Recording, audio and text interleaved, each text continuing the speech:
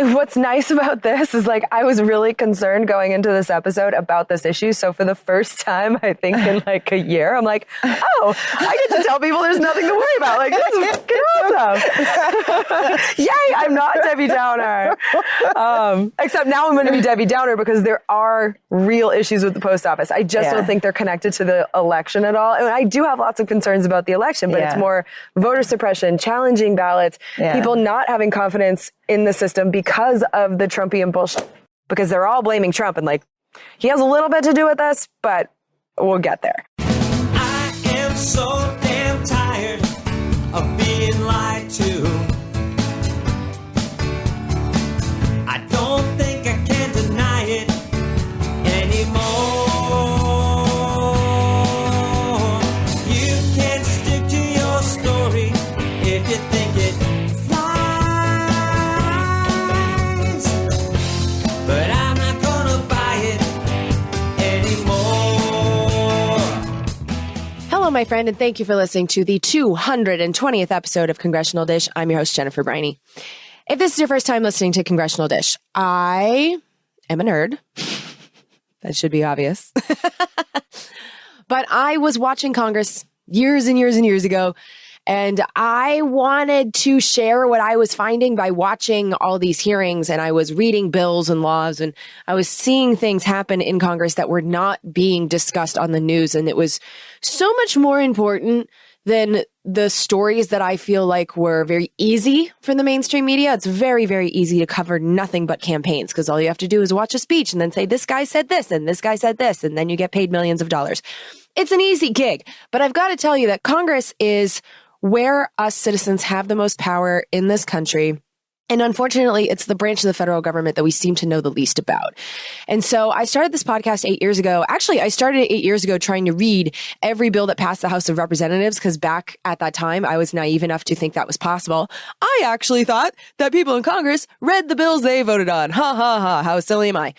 So I tried that. It failed. And over the years, this show has morphed into me doing deeper dives into whatever issues I'm seeing in Congress being either worked on or addressed. And so that's really where this podcast has gone. I'm really not who you're going to rely on for the day-to-day happenings in Congress. But if you want to really figure out an issue, and I do an episode on it, I do a lot of background because I want to understand topics really well before I speak about them. And so over the years, that's what this show has become. And this episode is a perfect example of that, because the Postal Service is something that was created by the Constitution. It is a service that is guaranteed to all Americans. And right now, there are things happening at the Postal Service that are concerning. It's been a very mainstream story, so I'll just summarize it real quick. But there is a new Postmaster General. He took over in June. His name is Louis DeJoy. And since he took over, people have noticed that there is a very real slowdown in the delivery of mail that really became clear in the middle of July of this year. But there's been a slowdown of the mail. People who work in the Postal Service have reported that mail sorting machines have been removed. People have taken pictures of the blue collection boxes being removed from places or replaced and moved, and those are things that are actually happening. And so I wanted to know why. And one of the reasons that I felt like this was a good Congressional Dish episode is because, as I definitely ranted about in the last episode, our Congress has had a vacation problem during the COVID pandemic, and they're on another 6-week vacation. And yet Nancy Pelosi called back the House right after I released that episode. I released that episode on a Sunday. She called them back and said, be back by the end of this week. But she called them back to vote on one bill about the Postal Service and then let them all go on vacation again. And I'm really not going to get into that saga because I consider it to be a big performance. It wasn't real. That bill has absolutely no chance of becoming law. And so it was all, as far as I'm concerned, it was all a big fake. But I still wanted to understand what's going on in the Postal Service. And in that weekend that Congress decided to work this summer, they did have some fascinating hearings, and I got some answers. And I was really surprised at how different the situation is from what I was perceiving it to be based on my reading of articles and mainstream media, and just, you absorb the vibe of a story, this one was really, really different. And so for this episode, I went really research crazy. It's one of the reasons why this is being released late is because I had more information than I knew what to do with. Because I watched 9 hearings going back to 2002 in order to really understand the structural issues at the Postal Service. I read an entire report that detailed the Trump administration's plan for the Postal Service. I read dozens of articles, and the show notes for this episode where I list all those sources are truly obnoxious. But what I want to let you know is that I'm not going to go into detail in every aspect of this. Organizing this was really, really hard. And so if you want to go further down the rabbit hole, there are so many resources for you in this episode show notes, because if you are new to Congressional Dish, I back up every single thing that I tell you with whatever source I got it from so that you can judge where I get my information from. You can see it for yourself. Some of these hearings were 6 hours long, so I'm not just going to be like, oh, yeah, I got this clip in this hearing. Like, no, I give you the timestamp and the transcript so you can find it for yourself and see what was happening in the conversation. It's really important to me that I earn your trust. And so I feel like giving you my sources is how I do that. Now, as you can imagine, doing so is a pain in the ass. It's time consuming and it's expensive because I do hire help to help me do it. And so the way that I afford to do this podcast as a full-time job is there is a wonderful community of producers who help me with this podcast by paying for it by using any of the options listed in those show notes. There's a lot of people that like to use Patreon because in this episode and every episode, I put sound effects over all of my swear words. If you don't like that, you can pledge to support the show per episode on Patreon, and you get a feed where there is no sound effect over the bleeps. And so that's a really good option. Also, you get what you pay for. So you're only paying for episodes when I produce them. But then there's also people that pay me monthly on Zelle or PayPal, or there's a lot of people that do Venmos whenever they feel like it for however much works for them. And the Venmos are fun because you can send me messages with emojis and little gifts and but there's a lot of different ways for you to pay. Pretty much any way that you've asked me to set up, I've set up. And paper checks are great too. That's the no middleman way. So, a lot of these services do take a fee. Paper checks don't. And so you can send paper checks to the mailbox, which is in Florida. And that address is also in the show notes. That's how I fund this show. And you get to pick what the show is worth to you. We call it the value for value model. It was invented by Adam Curry and John C. Dvorak on their show, No Agenda, which is also another show that, you're not going to find partisan there. They look at the situation and it's a lot of nuance. And in order to do nuance, you just can't take ads. It just doesn't work because that means that you're serving the companies that pay you instead of serving the listeners. And I decided to make money by creating something valuable for you instead of selling your valuable time to companies. And so if you support the work that I'm doing here, and if you support that idea, a different way of doing business that's not based on the corporate structure and pleasing these companies, this is between you and I. This is a show I make for you. And I'm honest to the point that I'm not sure that it's good for me, but I think that is important. I think it's important to have nuance and I don't know, guys. I mean, I think you can hear it in my voice right now. I'm a little exhausted because this is just another episode where it's a world of nuance. It's one of those things. It would be so easy for me to pick a side. I'm constantly accused of being a lefty, and it would be so easy for me to do that, to join the lefty clique and to work my way up lefty media and maybe get to MSNBC and make millions. And all I'd have to do is sell my soul to do it. And then when I make the lefties mad, then I'm accused of being a cuck or whatever horrible word they have for being a conservative and a Trump lover because I didn't want to impeach him, or not impeach him. I didn't think that they proved their Ukraine case, which, by the way, anyone else notice that impeachment is never brought up anymore? This is another episode where it's just the partisan lines don't fit, and I'm taking the heat for, I think, the thank you episodes. I don't know. Okay, here's what's going on. I was going to talk about this later in the conclusion, but I might as well talk about it now because this episode's going to be a little bit different because I was struggling to produce it, not because it's a difficult episode for me to do. I'm actually really into this topic. It was a fascinating story. I think you're really going to like the episode. But when I sat down to write it and to organize everything, I physically couldn't do it. it's burnout on a level that I've never actually experienced before. I just couldn't mentally handle it. And so last week when I was trying to get it out by the deadline, I was so behind and I broke and I just couldn't do it anymore. And so what I did this week is I went camping with my friend and I brought my computer with me. I knew I had to write. And so we would hang out during the day and then we'd go to bed when the sun went down at 8 and I would be working on it and writing. And at one point, my friend Alexis, who you guys actually know, Alexis Claypool Glazer is one of the coolest people in the entire world. When we had the tax law get signed at the end of 2017, Alexis came on the show because she's a tax expert and she explained to us what the changes are. And she's a fan favorite and she's the person I went camping with because not only is she a brilliant tax expert, but she's also one of my best friends. And so it was just the two of us. We wanted to catch up. And we were in the woods and she basically said to me, this was her idea. She was like, the Postal Service story. Because I had been kind of like telling her little bits of it. And I was struggling to organize all of it. She's like, why don't you just tell the story to me? And so God bless her. On the last day of her vacation, we got up, we broke down our tents and we inhaled some peanut butter and jelly sandwiches. And then for 2 hours, the last bit of her vacation, she spent listening to me tell her about the Postal Service. And she said it was really interesting after, and she definitely seemed into it. And so this is a different style of episode. It was really the only way I could mentally get through it was with Alexis's help. So thank you, Alexis, for getting me over the finish line on this one. But it was really fun to have someone sitting in front of me and see her reaction. And so what you're going to hear is the sound quality is going to be a little bit different because we were recording this in the woods. You'll probably hear me refer at some point to the vista because we went to this camping.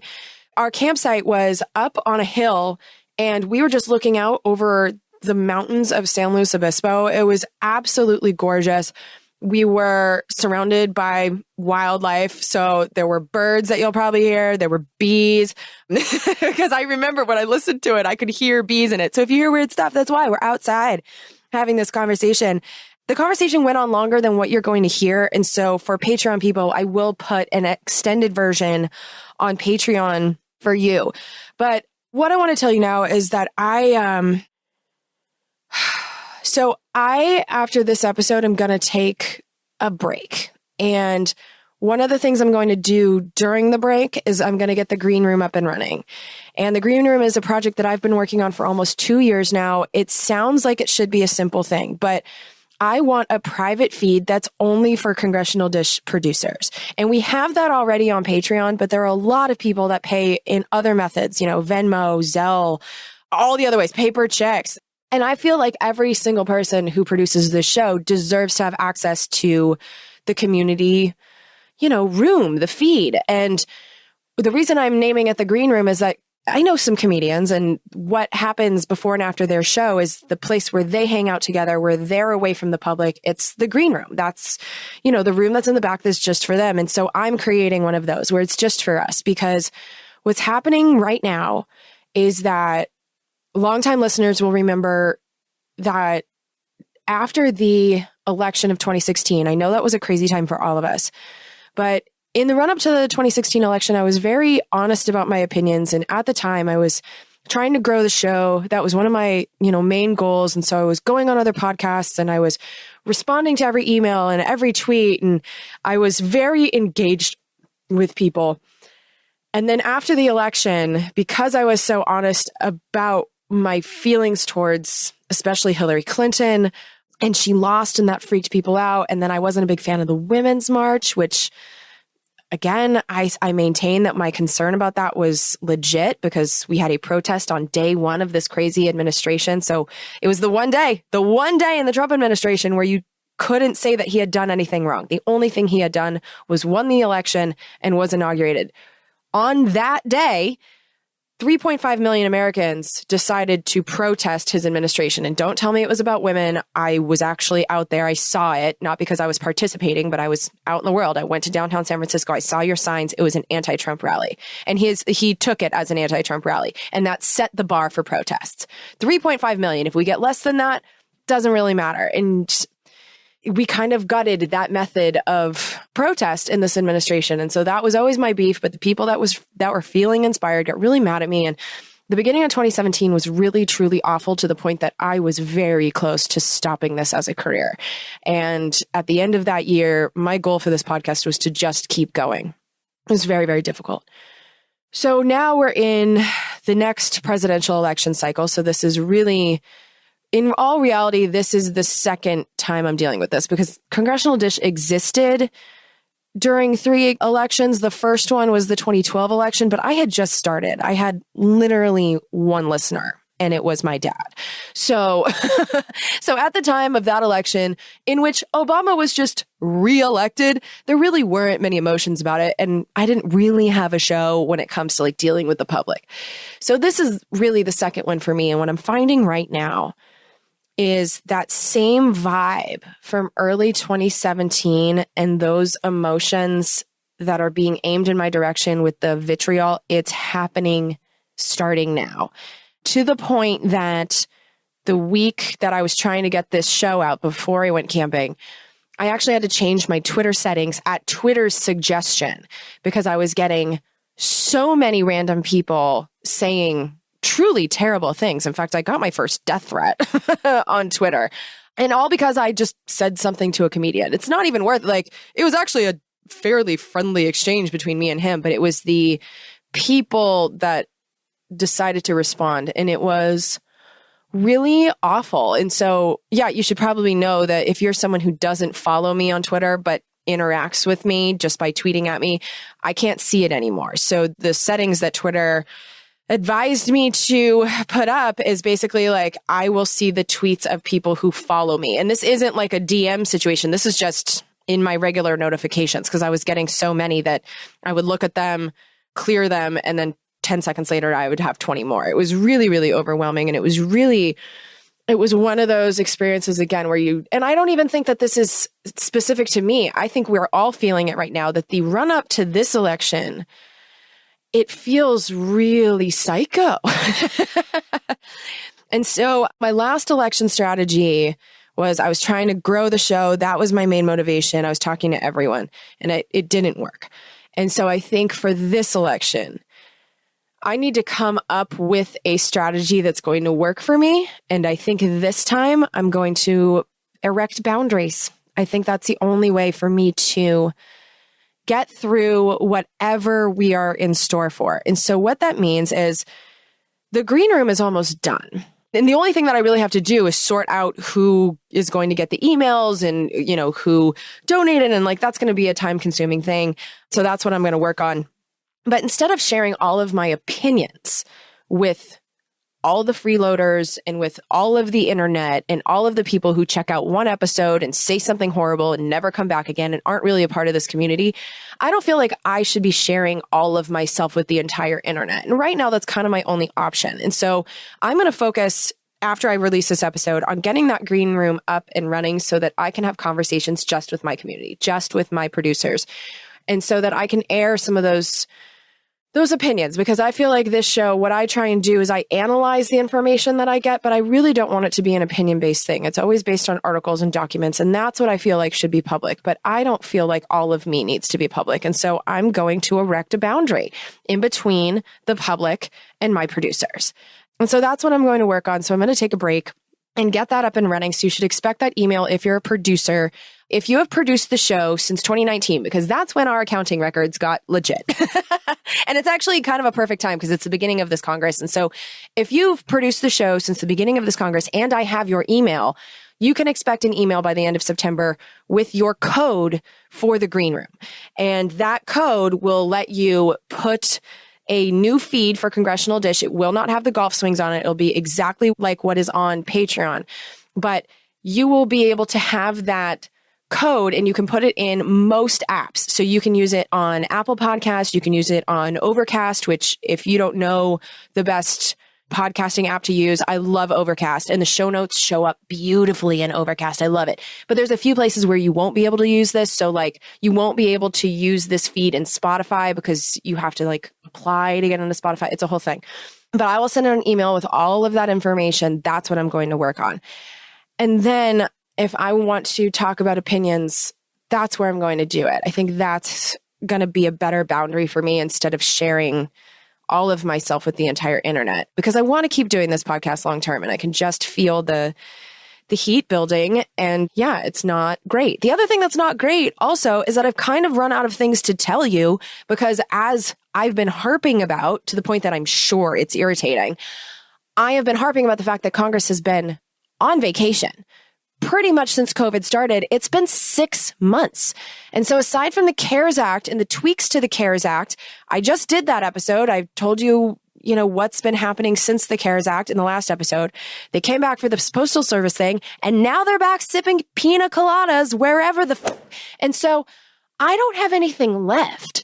And so the other plan is in September, no matter what, it's going to be a crazy month because they've still done nothing since the CARES Act when it comes to the pandemic, and the government's going to run out of funding on September 30th. And so that's the one thing that they really have to get done, because if they don't get that done, then the government shuts down. So something will be happening in September.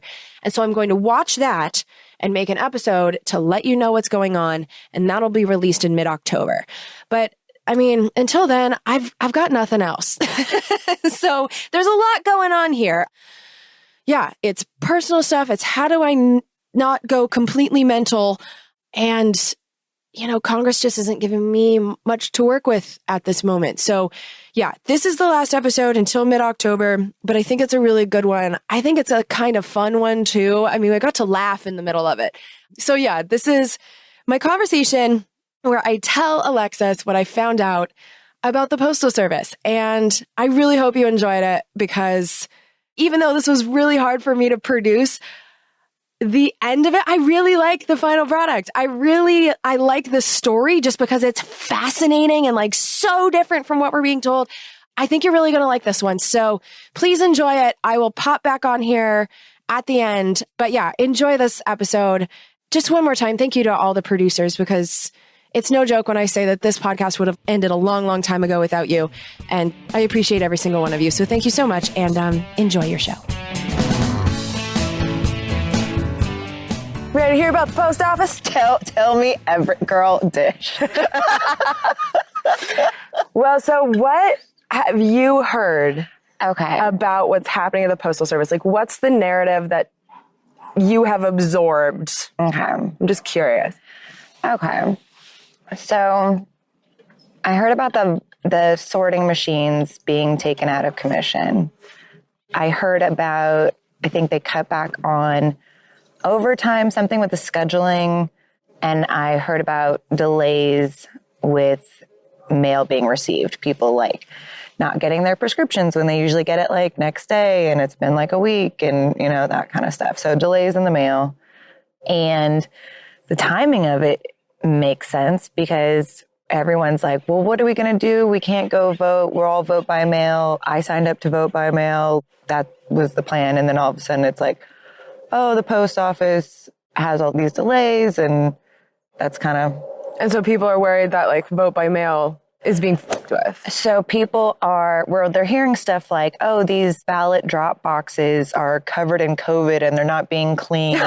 Did you hear about that? No, this was from crazy. Trump. This was from Trump. He's like, they're just covered in, that they're not being disinfected. And it's like, well, is it a hoax or is it too dirty? We can't drop off our ballot at a ballot drop off. Keeping in mind that the drop boxes are outdoors in the all sun. Of it. And yeah. So many. So, and then it's like absentee ballots are okay, but mail-in ballots are wrong. What the fuck is the difference? There isn't. Right. So people have been like, and I think Oregon has been voting like the entire state by mail the whole time. So I signed up for like a text message notification thing of like, this is when your ballot is coming. You can confirm it was received here. And since people are not trusting that the post office is not going to be sabotaged, then everyone's talking about where you can drop it off day of, all this stuff. Okay. So I'm glad to hear that people are talking about the Dropbox because this is what made me want to do this episode because I've heard a lot of the similar stuff. And then there's Democrats in Congress. So this is Delegate Eleanor Holmes Norton. She represents DC, but because they're like taxed without representation, she's not like a real congresswoman.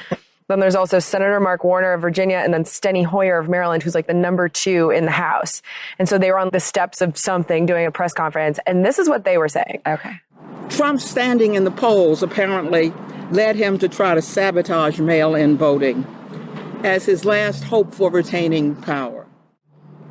If they're not able to vote because you've got a president of the United States that is trying to do everything legal and otherwise to impede mail-in or absentee voting, then you're seeing an effort to try to steal the election. To politicize and sabotage the Postal Service in order to suppress votes is dangerous. So that's the context that they were saying in Congress was going on. Like, all of this is designed to make it hard, if not impossible, for us to vote by mail. And then it's also, I've seen it get into pop culture because here's what Bill Maher said. Since April, the president has launched a two-front campaign against the Postal Service, first undermining trust in mail-in voting by calling it corrupt, so later he can challenge any results he doesn't like, and then by undermining the Postal Service itself, eliminating overtime, firing leadership, reducing sorting machines, so that when the surge of mail-in ballots starts coming in October, the post office will be too gutted and strapped to handle it, and ballots won't get counted. If that's legit, that's a huge problem, definitely scary, have to do something about it, right? Trump doesn't help any of this by being Trump. They don't have the money to do the universal mail-in votes. It'll be the greatest rigged election in history. It'll be the greatest fraud ever perpetrated, other than perhaps what they did to my campaign, where they spied on my campaign, President Obama, Biden, and everybody else. And they got caught. Let's see what happens. This will be one of the greatest frauds in history. So they're admitting that they want $3.5 billion, and they're not going to do a deal that's good for the American people. Therefore, they're not going to get the $3.5 billion. Therefore, they can't do the universal mail-in vote. It's very simple. How are they going to do it if they don't have the money to do it? He is basically saying it's Trump word vomit. I wanted to know, in reality, is this what's happening, right? Mm-hmm. Okay. So I watched way too many hearings about the Postal Service. And so one of the hearings, it was super interesting. It was held by the House Democratic Caucus. So it was the first out of the 3 that were about the Postal Service in this year. And there was a guy who was testifying who's named David Williams, and he's the former Inspector General of the Post Office. So it basically means he's like a detective who polices government agencies, and he was in charge of policing the Postal Service. And I've seen him testify a bunch of times when it wasn't crazy, like during the Obama years. And he's a nerdy government worker dude, boring. He's intelligent. He knows his shit about the Postal Service. He was the Inspector General for 13 years, from 2003 to 2016. And so when it came to the Postal Service, out of like everyone who was testifying, I was like, I know this dude. I trust this dude. And the reason he was testifying on August 20th is that during the Trump years, he was one of the people in charge of the Postal Service as the number 2 guy on the Board of Governors. And the Board of Governors it makes the policy for the Postal Service. It chooses the Postmaster General. So that's not a presidential appointee. So all of this stuff about the new guy being like Trump's guy, like, yeah, he's a Trump supporter, but he wasn't picked. He was picked by the Board of Governors. And so this guy, David Williams, who I trust as much as I trust anyone that I don't know, he was on the board until May when he resigned because he had concerns about what was happening to the Postal Service. So basically he's a whistleblower. And when it came to the idea that the mail slowdown is intended to and would result in missing ballots, this is what he said about that.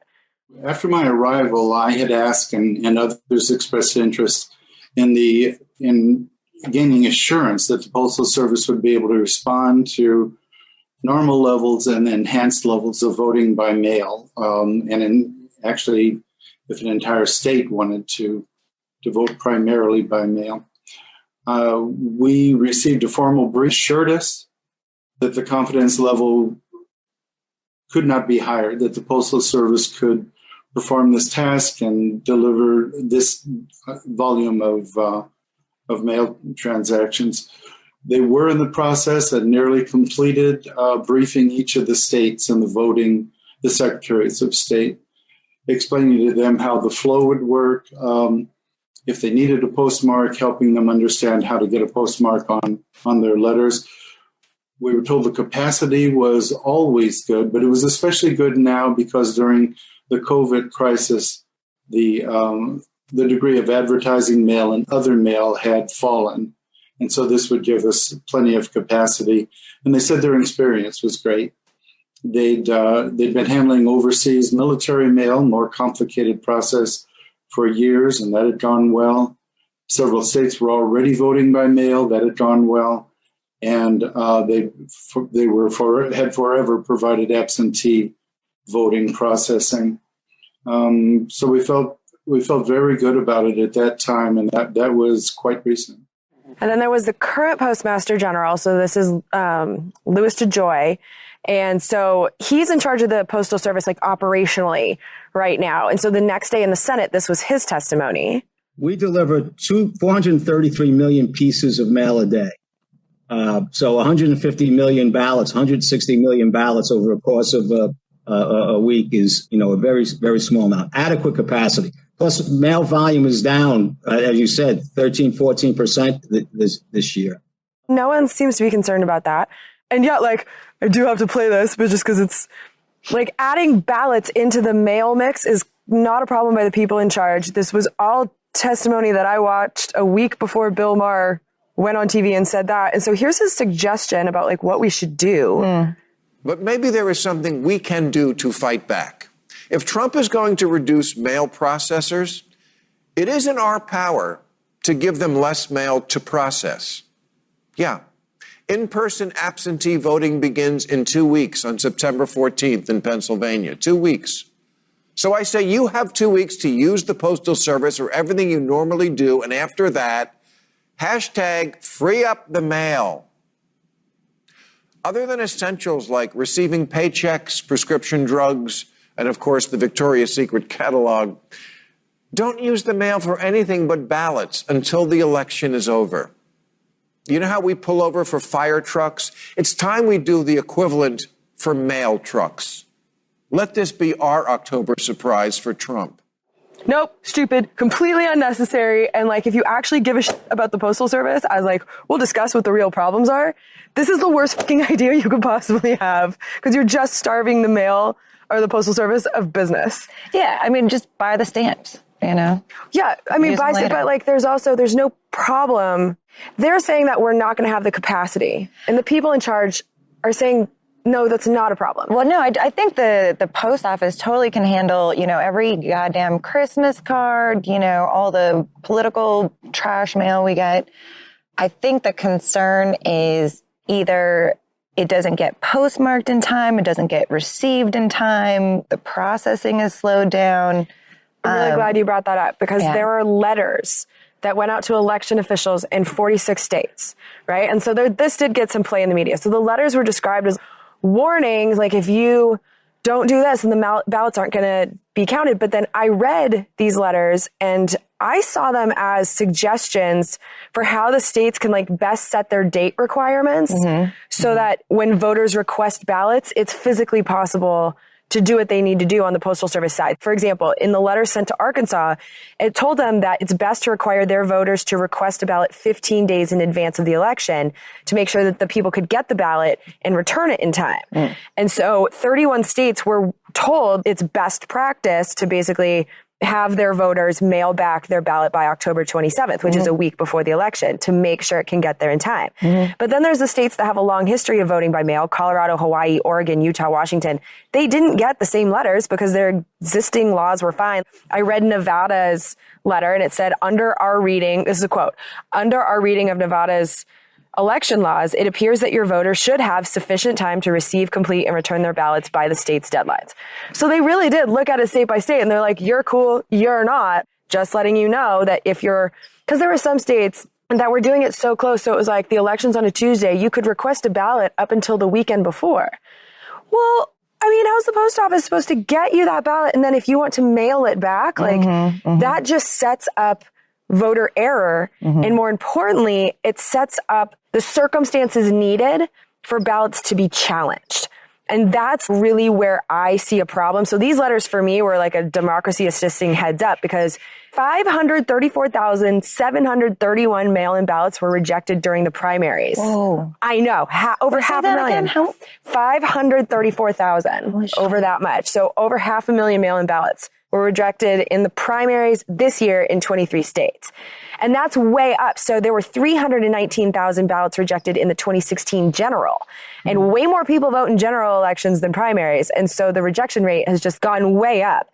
And that includes ballots that arrive too late to be counted and ballots that voters fucked up. A lot of times people don't sign the envelope.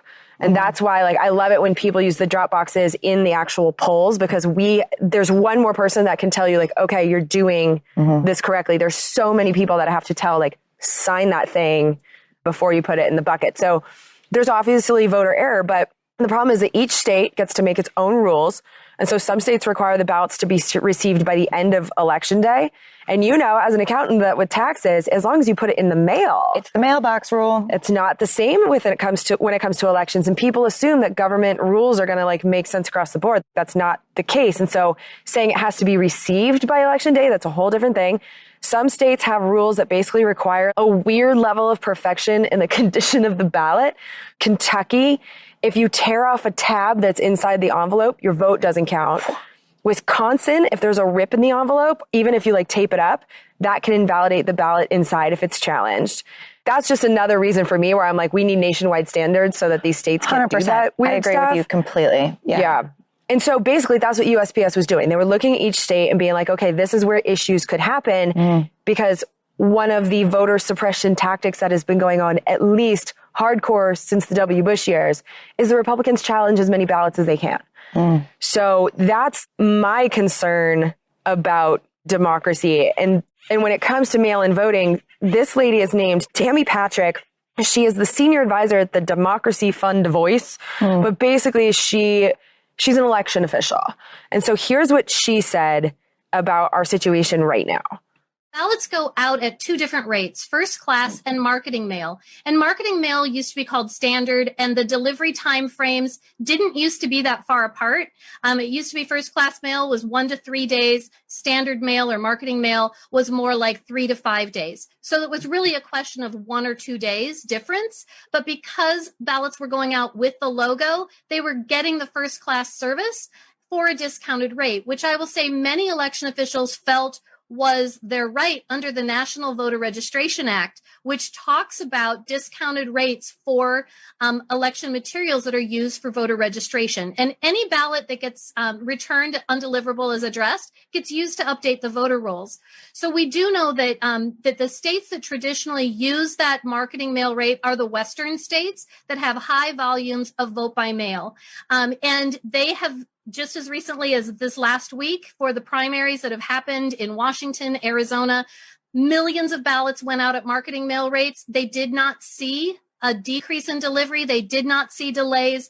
The local postal services are telling election officials, whether it's the secretaries of state or county recorders or registrars or auditors, that they will get that mail through on time. So I'm not as worried about that part of it. The part I'm concerned about is the message that it gets to the voter and whether or not the voter is going to still believe. Local officials all across the country have told me in the last week, the number one thing they're doing is answering the phone with concerns from voters who have put in an application to get a ballot by mail and now are worried that they shouldn't have done that. Yeah. I signed up for the first time this year for a mail-in ballot. I'm always, I love to go in there. I love, the whole process. I feel very connected. Yeah. But yeah, I had exactly that same fear. I was like, well, what if it doesn't show up? But I can always go in and get one. Like, I know that. Yeah. But a lot of people don't know that. And it's the doubt that's been put in people's minds that's actually the problem, which really irritates me because it's the Democrats that are helping this happen. Like if they had just said like, oh no, Trump, we've talked to the Postmaster General, we've talked to election officials, we even have a whistleblower that's saying everything's fine with mail-in voting. But instead they went with the talking point of he's sabotaging the Postal Service to stop you from voting. And so that is not helpful. Because Well, the real problem is not this. Oh, and the other thing that she said, you also kind of said it, but she said this too. So we know that the majority of voters who vote by mail return their ballots by dropping them in an official drop box for the elections office. And so really, we're just talking about people getting their ballots by mail, which I love. I've been doing it for years because it gives me the time to know. Well, first of all, I know it's on the ballot because before I did vote by mail, there was always like some judge on there. I'm like, I didn't know that you were running for anything. So I like to have the ballot in my hand when I do my research. And then I just walk it in because I don't want to put any middleman between my vote being counted. But you can send it to me in the mail. It doesn't matter. Yeah, I think that's the solution because the fear is that there's going to be some kind of arbitrary cutoff that nobody knew about. And they're like, oh, like all the stuff you talked about, a ripped corner, all these different, and they'll be like, oh, darn, we forgot to sort the mail in this heavily like one-sided, these guys all vote this one way. Oops, we forgot to count all their votes.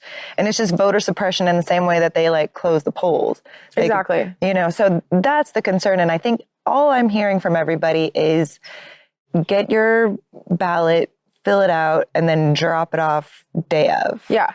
And what's nice about this is like, I was really concerned going into this episode about this issue. So for the first time, I think in like a year, I'm like, oh, I get to tell people there's nothing to worry about. Like, this is fucking awesome. Yay, I'm not Debbie Downer. Except now I'm going to be Debbie Downer because there are real issues with the post office. I just don't think they're connected to the election at all. And I do have lots of concerns about the election, but it's more voter suppression, challenging ballots, people not having confidence in the system because of the Trumpian bullshit. Well, it's definitely setting the stage to be able to say like, oh, I only win, so if I lost, it's because this was the greatest fraud in history. Well, that's what he said the last time. Well, I don't think I'll accept the result unless I win. If I win, then it's a fair election, and if I lose, what kind of child, But it's setting the stage for that. And the Democrats played into it with this whole line that they are continuing, that the Postal Service problems are related to the election. And I think it's dangerous just on a lot of levels. But when it comes to the Postal Service, what I didn't realize until I went down the deepest of Postal Service rabbit holes is that before 1970, the Postal Service was straight up government. Like it was a agency. The postmaster was a member of the presidential cabinet. There was a post office department.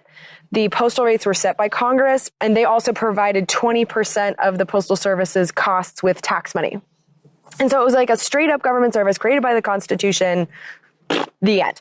So then after 1971, that changed by the Postal Reorganization Act, which made the USPS, quote, an independent establishment of the executive branch of the government of the United States, unquote, which means that it was changed to offering a fundamental service, and it was required to have fair and reasonable rates in the law. And it also required the USPS to be completely self-sufficient without any tax money. So, and when you kind of look at like what the Postal Service is and that it has to deliver to every house, no matter how podunk. Like, do you know that there's a Postal Service person that rides a donkey into the Grand Canyon to deliver the mail? I love that so much. I do, because it goes back, to the beginning of Donkey Dude is not profitable. Donkey Dude. But there's a heck of a lot of stuff that isn't profitable, but is entirely necessary in a civilization. Totally. And so the idea of 20% of the USPS's funding coming from tax money so that Donkey Dude can do his job and get that guy his mail. Donkey Dude just doing his job. Yeah, but I like the idea that it's something for all of us, no matter where we live. This country is enormous. We are recording this right now, overlooking a vista of nothing but trees and some cows. It's amazing. It's amazing. And people live here. Yeah. And FedEx can tell these people, go fuck yourselves, we don't deliver there because they don't make a profit doing it. So the idea that some of our tax money would go towards guaranteeing that universal service doesn't bother me. But when we got into this idea that running things like the private sector is always the right thing to do, that started in the 1970s, and that's when they started that shit with the post office. I think this is one of the first experiments of that idea, because that's when they also changed how the Postal Service is governed. That's when the Board of Governors became in charge, and it's basically like the board of directors of a private company. And so the Board of Governors chooses the executives, as in the Postmaster General and the Chief Deputy, and makes the most important Postal Service decisions. It's this board that's really in charge. And I think that is something I've seen mass confusion about because they're all blaming Trump and like, he has a little bit to do with this, but we'll get there. Okay, so that was 1970s. Fast forward 30 years. The experiment was ongoing. And so in 2002, early W. Bush years, here's what the Postal Service was experiencing at the time. So here's the Postmaster General of that era. His name is Jack Potter. Today, we have the same number of people in the Postal Service as we had in 1991. But since 1991, the number of possible deliveries we have, the number of households and businesses that we've served has gone up 15.4 million. So every day, 6 days a week, we're at 15.4 million additional doors than we were in 1991. And we have some 33 billion more pieces of mail. So more houses to deliver to, more customers to service, more mail to deliver, and yet staffing was stagnant. But at the same time, today, we're experiencing extraordinary declines in mail volume and resulting losses in revenues. Our projected volume decline for this year will be more than 6 billion pieces of mail below last year. That's the largest volume decline ever experienced in a single year. Despite this decline, we are working to reduce our net loss below our earlier projections. To achieve this, we will reduce the number of career employees through attrition by 20,000 people this year. In addition, we will cut over 60 million work hours compared to last year, and we are postponing program expenditures and delaying capital investments. The net effect of these actions will reduce current year planned expenses by $2 billion. Those savings, combined with the $1 billion infusion of revenue from the early implementation of the rate case, means our projected net loss for the year will be in the range of $1.5 billion, instead of what easily could have been a loss of $4.5 billion. So because of the internet, they're getting less mail, but they have to deliver to more homes. But because they're a government service and they have more qualifications, they didn't have as many options as a private company would have, like UPS or FedEx. They had to make the cuts. Here's what Potter said about it. There is a process today to pay down our debt, the sum $12 billion that we may have by the end of this fiscal year. It's built into the rate process. It's prior year loss recovery. Today, there is no vehicle to consider the health benefit liabilities or the retirement obligations as part of the rate setting process. So, the vehicles that are available to us today are basically to cut our costs. And that's because we decided that the USPS shouldn't have any tax money anymore. So it's like they just had to cut. And so at the time, you can hear like they had some problems. And here is what Potter recommended they do as Congress to change legislation to make it easier for him to do his job. A commercial government enterprise. This is our recommended model. The one we believe would put the Postal Service on a more business-like footing, while keeping it dedicated to its mission of universal service. But it's also a model that is markedly different from what we have today. For example, instead of breaking even, our financial goal would be to generate reasonable returns. Earnings would finance capital projects instead of having to resort to increasing our debt load. Retained earnings would carry us through tough economic times instead of always resorting to rate increases. In addition, this model will allow us to leverage our vast retail and delivery assets to develop new revenue streams. Our 38,000 retail offices and our national door-to-door delivery networks could be made available to private enterprise as a joint profit-making venture. As a commercialized government enterprise, we could introduce flexible pricing. Prices for postal products would still be subject to regulatory review, but we would have the flexibility to adjust prices based on market demand. Next, as a labor-intensive organization with 75% of our operating expenses going to labor, this business model will allow us to explore a more progressive way to make collective bargaining work for all parties. Finally, this model would give us the needed flexibility to increase access and convenience to our customers. We would be able to add more locations with longer hours. Management would have the flexibility to close a number of non-performing retail outlets. And we would be able to invest in new facilities and services and enter into alliances and ventures with related private sector companies after due diligence was completed. Essentially, this commercialized postal service will give us the management tools that are available to private corporations to improve service to our customers, manage costs more efficiently, and leverage our assets to generate new revenue opportunities. So that's what Homeboy was in Congress telling them to do. And this was 2003? So he became Postmaster General in 2002. And the law that changed everything happened in 2006. And he was Postmaster General the entire time. So he was the one advising Congress when they were writing the Postal Accountability and Enhancement Act. So this was the first law to make major changes to the Postal Service since it was changed to an independent agency in 1970. It passed the House and the Senate on back-to-back days. So it passed the House by voice vote, which equals no vote when they do that. And it passed by unanimous consent, which again is they didn't vote in the Senate, which I think tells you everything you need to know about how carefully this was considered. Wow. Yeah. So they totally changed the Postal Service. I bet most of them didn't even read it. So one of the major changes is that it defined the Postal Service in a way that limited what the Postal Service could do and sell. So the definition put into the 2006 law defines the Postal Service as, quote, the delivery of letters, printed matter, or mailable packages, including acceptance, collection, sorting, transportation, or other functions ancillary thereto, unquote. They can't do anything else. So anything outside those functions is off limits, which means that the USPS couldn't expand into like prepaid phone cards or insurance or banking, because those are things in other countries that you'll go to the Postal Service and like they do all of those things. It's like a one-stop shop for a lot of basically government universal services.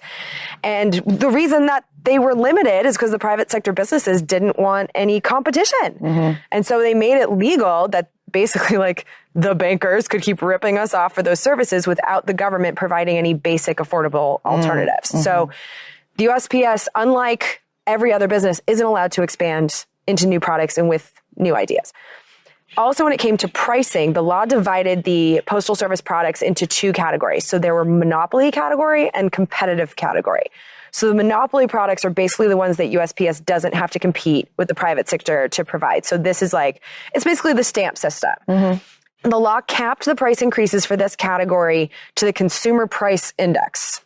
Whatever. And I obviously don't really know what that is, but it doesn't matter because the point is that rate increases, when allowed, can't be too big, you know, so it explains why relative to the good. So it's the price of goods that changes over time. So a box of macaroni and cheese or like a gallon of gas, over time, these things kind of adjust, right? Yeah. And so they need to adjust, not like, you know, wages to housing where it's like completely off the charts and you're like, whoa, I can't catch up. Yeah. It just needs to kind of move, you know, with the average. Yeah. It had to be like reasonable. And so, I mean, that explains to me why a stamp, you can still get a letter from California, New York for 55 cents, you know, like it's a reasonable rate. It's a service.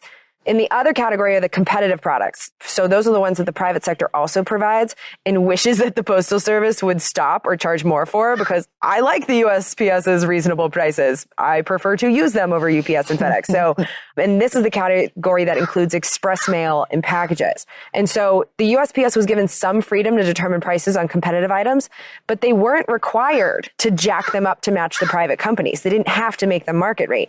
And instead, the prices were pegged to the USPS's costs to send the packages. And so that's basically what we're being charged. The law also changed how they're able to change the prices. So it made that price changing process faster and gave fewer opportunities for the public to be heard. So, for example, there used to be public hearings on rate increases, and those don't happen anymore. And instead, the USPS just has to tell its regulator, the Postal Regulatory Commission, that it wants to raise rates, give some time for public comments to be submitted, and then the Postal Regulatory Commission makes sure that the rate increases are legal. But that's it. So it's much more automatic as opposed to us having a say. A little bit more, democratic. A little less democratic. Bushers. I'm shocked. Not that shocked. But one of the most impactful parts of this law is that in the early W. Bush years, the USPS was actually overfunding its retiree pension account. And so the geniuses in that Congress decided to basically saddle USPS with more retirement bills, because in 2003, a new law shifted the cost of postal employees' military service-related pension costs from the Treasury to the USPS. So that was a $27 billion bill that really should have gone to the Defense Department, not the Postal Service. And so that was one of the problems with their funding during that time that Jack Potter was trying to make it work. Like they were paying for military service pension costs that they shouldn't have. I'm so confused by that. Okay, just keep going. This is just what Congress fucking does. Like, it's when you don't pay attention, dumb ideas like that make it into law. And so that was a huge bill, and the USPS's finances, when it came to its retirees, looked pretty bad. And so the new law, the 2006 law, it shifted that $27 billion bill for military-related benefits back to the Treasury. But instead of going back to the funding methods that were working before, and they were overfunding their pensions, the 2006 law replaced that with a whole new retirement obligation. So instead of funding retiree health benefit costs on an out-of-pocket pay-as-you-go basis, which is what was working, the USPS would now have to pre-fund those bills for the next 75 years in advance for current and future employees. And to do this, the USPS was given 10 years. And so every single year they had to pay $5.5 billion a year into this pre-funding account. And so if you look at the revenues, the years before this was signed, so 2004, 2005, 2006, USPS made a profit. But after this law, it started consistently reporting losses, but they were always within that $5.5 billion. Right about. Yeah. So in 2007, they lost $5.3 billion. In 2008, they lost $2.8 billion. And so without this annual pre-funding bill forced upon them by a Congress that didn't even vote on the new law, USPS would have been profitable in those years. And then in 2009, the bankers crashed the world economy. We are in the peak of the shit. The trough of shit. Yes. Yeah. And I so remember it fondly. Yeah. We all remember 2009. And so this is August 2009. And this is David Williams, the Inspector General guy that I told you has now resigned. The nerdy boring guy. Yeah. The boring guy. Yeah. So here he is during the early Obama years explaining this is what's happening right now. Okay. The Postal Accountability and Enhancement Act of 2006 requires the Postal Service to make 10 annual payments of $5 billion each, in addition to the $20 billion already set aside for pre-funding its retiree health benefits. The size of the $5 billion payments has little foundation, and the current payment method is damaging to the financial viability of the Postal Service, even in profitable times. The payment amounts were not actuarially based. Instead, the required payments were built to ensure that the Postal Act did not affect the federal budget deficit. This seems inexplicable, since the Postal Service is not part of the federal budget, does not receive an appropriation for operations, and makes its money from the sale of postal services. The payment amounts are fixed through 2016 and do not reflect the fund's earnings, estimates of the Postal Service liability as a result of changing economic circumstances, declining staff size, or developments in the healthcare and pharmaceutical industries. The payments do not take into account the Postal Service's ability to pay and are too challenging even in normal times. So that's what the Inspector General was saying. But what happened in the next 4 years is that the law wasn't changed. And so by September of 2013, this is a clip from a hearing that took place. This guy you're going to hear is John Hegarty. He was the national president of the National Postal Mail Handlers Union. So he was representing the workers. So with all these problems mainly caused financially by that retirement thing, this is how that was handled. 300 processing plants have been eliminated in the past 5 years, and the employee complement has been reduced by more than 300,000. Postal employees have already contributed to and sacrificed for the financial turnaround of the Postal Service. My members have had their wages frozen for the past 2 years, and employee contributions have increased for both health insurance and retirement. About 20% of postal employees, including more than 5,000 members of my union, are working in non-career, part-time jobs at reduced pay rates. And thousands of employees have been involuntarily accessed or transferred to other work locations, often hundreds of miles away, and have had to uproot their homes and their families because of the closings and consolidations of the postal network. Last week, the Postmaster General testified that the Postal Service has reduced costs by $16 billion during the past few years. As a labor-intensive service industry, it should be clear that most of those savings have come from postal employees. So they create this. Yeah, they f***ed themselves. Yeah, pretty much. And so one of the ways that they also dealt with this, like they not only really made the workers pay for this idea that wasn't working with the pre-funding retirement, but they also, the next Postmaster General, because the guy that you just heard from, Jack Potter, Jack Potter, he was pushing to end 6-day delivery. So that was very, very unpopular. You might even remember that. I don't. Yeah, so he got replaced, and the new guy was Patrick Donahue. Donahue. It's spelled Donahoe, so that's why I said Donahoe, but it's not Donahoe, it's Donahue. What if it's Donaghy? No. There's too many G's and H's and there's no O's G in and this U's. one. No. It's Donahoe. So, Donahoe. Patrick Donahoe. Sounds like a 70s star. Yeah. Well, he was the Postmaster General, and during the Obama years, he partially privatized postal services by partnering with Staples. And so you heard Jack Potter talking about how, like, we're going to commercialize this, we're going to partner with the private sector. And so this was called the Retail Partner Expansion Program. In that program, many post offices were put into about 1,000 Staples locations. And the USPS workers actually had no problem with the idea of using the Staples physical infrastructure to expand USPS locations. The problem was that Staples was hired to do a lot of the USPS work that would save USPS money on labor costs.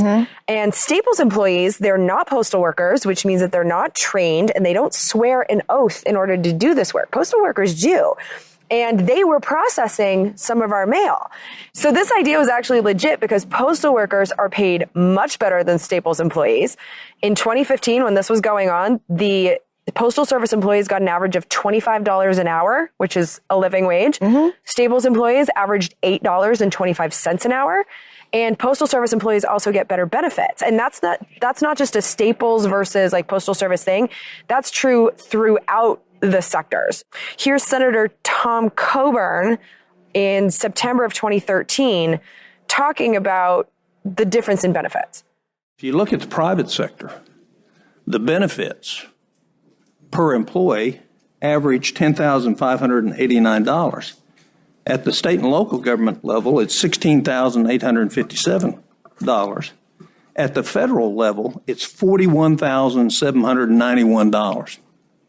And that's a significant fact we need to bear in mind as we ask the Postal Service to be competitive.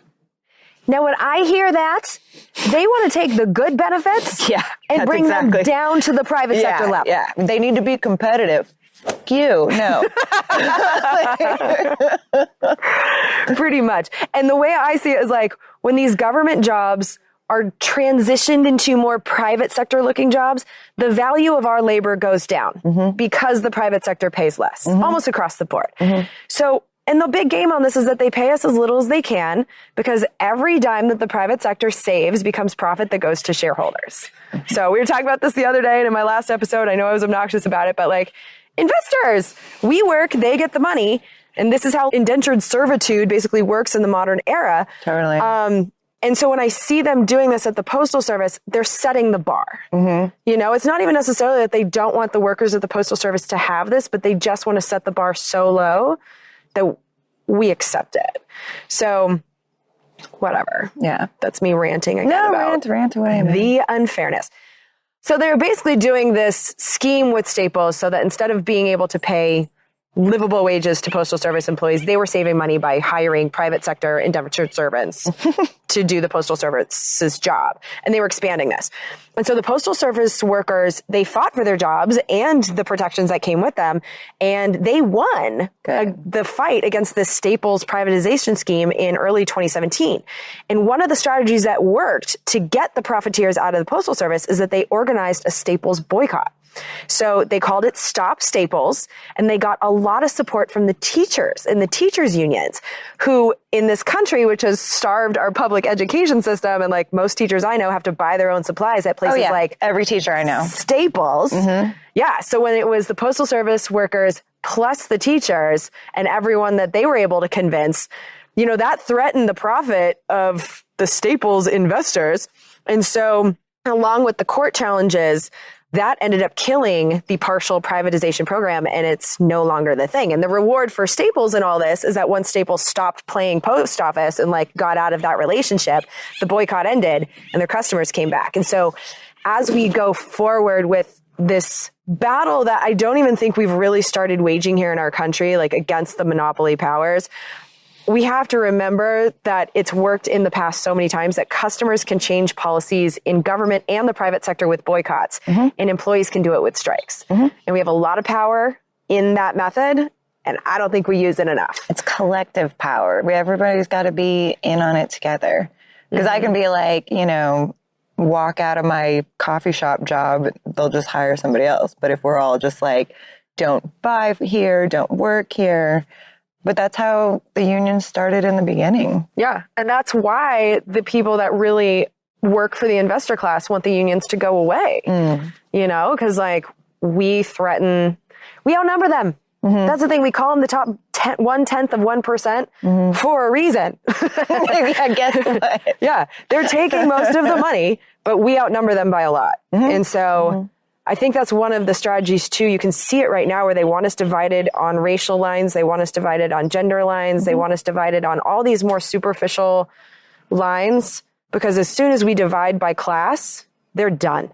As soon as we harness our power as the people that actually do the work and funnel the money to them, they're done.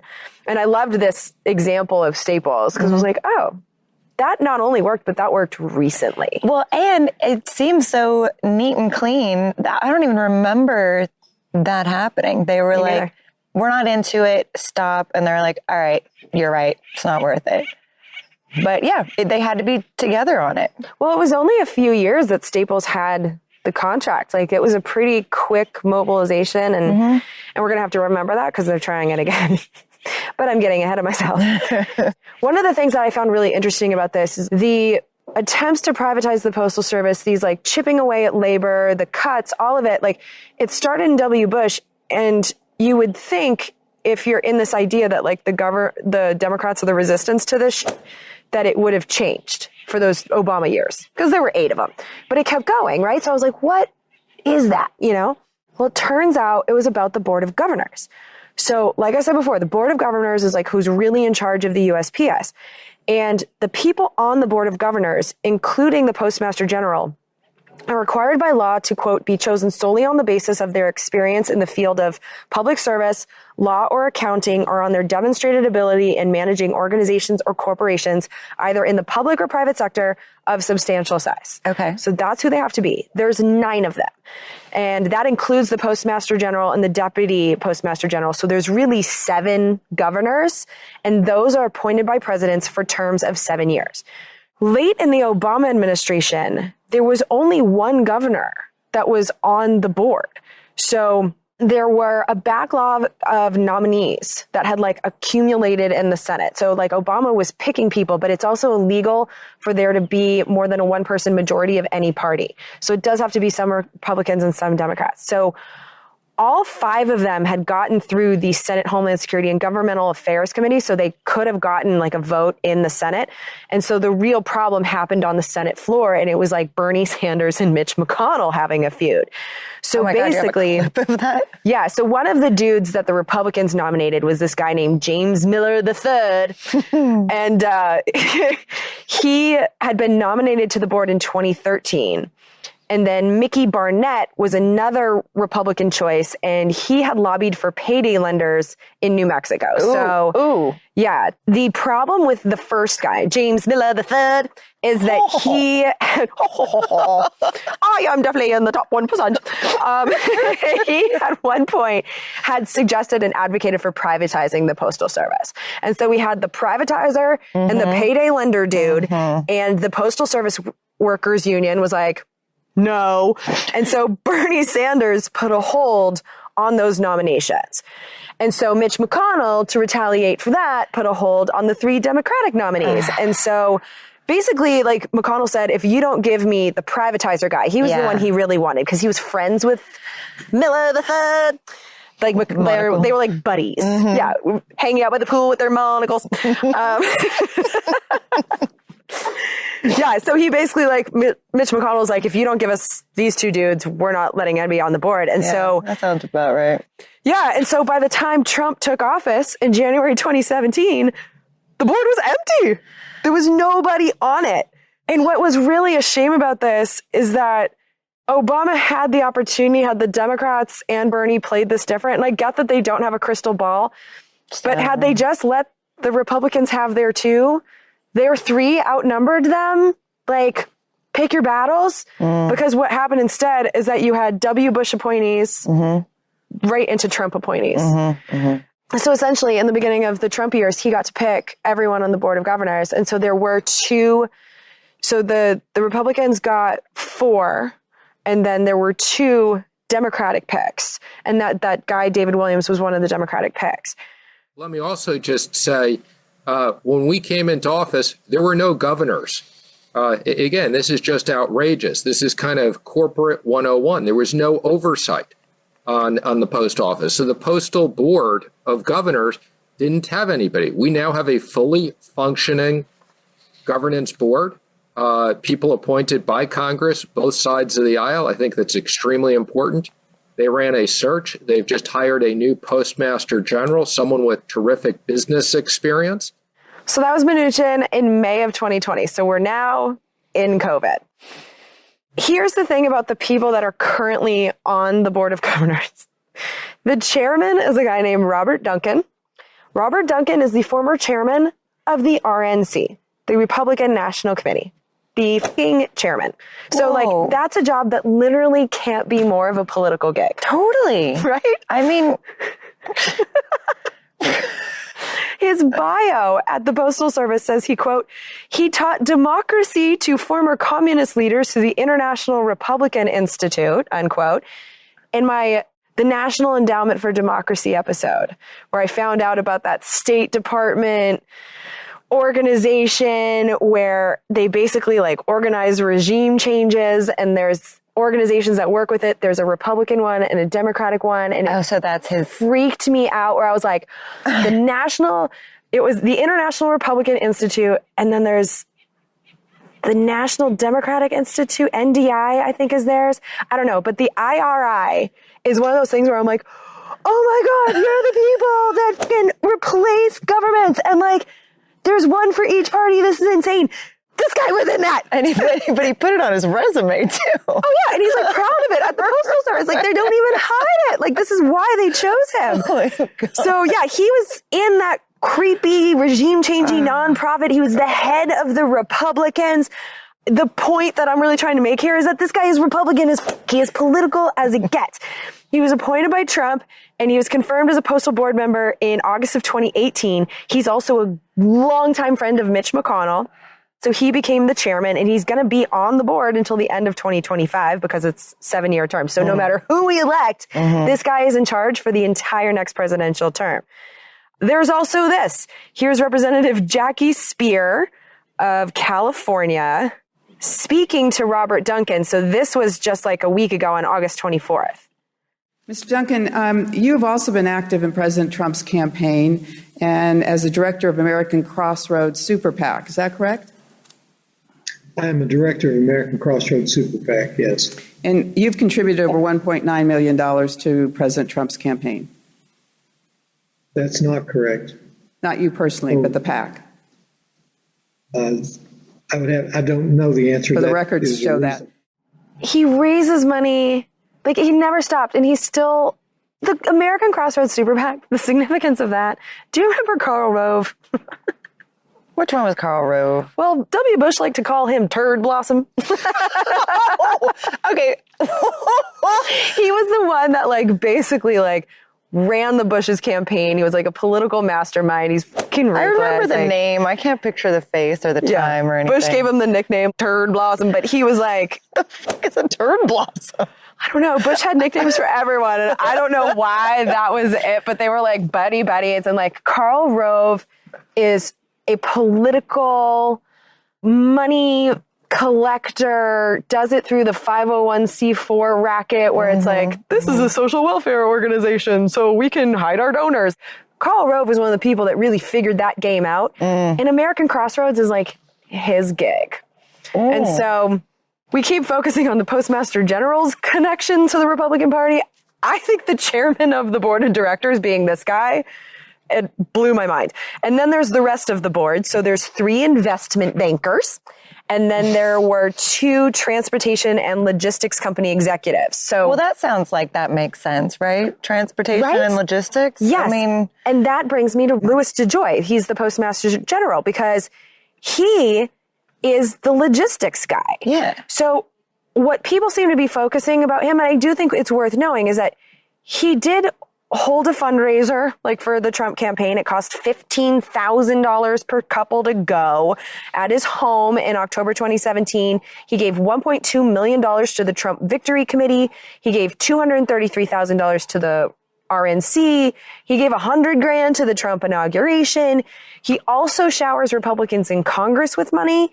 And on top of just like those individual donations, he gave $175,000 to the Republican National Senatorial Committee, $70,000 to the National Republican Congressional Committee. I mean, he has this much money to just like throw around at Republicans. And he's also donated directly to representatives and senators who are currently in Congress, including to Mitch McConnell, who's the top Republican in the House, and Kevin McCarthy, who's the top Republican Mitch McConnell's the top Republican in the Senate. Yeah. McCarthy is the top Republican in the House. He gave money to both of them. So it's like, I do think that's worth knowing. Well, he's definitely paving his golden sidewalk. You know, he's just like, how about y'all make it easy for me to do what I want? And they're like, no problem. Seriously. Keep it coming. Seriously. And the thing about DeJoy is he doesn't have any public sector experience. And so those criticisms are valid. But at the same time, his background is that he built his father's trucking company from a small shop with 10 employees. Yeah, that's a good experience. Right? Into a national logistics company with about 7,000 employees. And it has contracts with private businesses like Boeing and Verizon and the Postal Service. So it's like he had worked with the Postal Service on that side. So it's not like he has absolutely no experience whatsoever. He doesn't in the Postal Service, but he's done logistics as a contractor. He's like adjacent to the post office. Yeah, he was a contractor for the Postal Service. And so here's Alexandria Ocasio-Cortez, AOC. Hey, girl, hey. Yeah. Talking to DeJoy in the hearing on August 24th.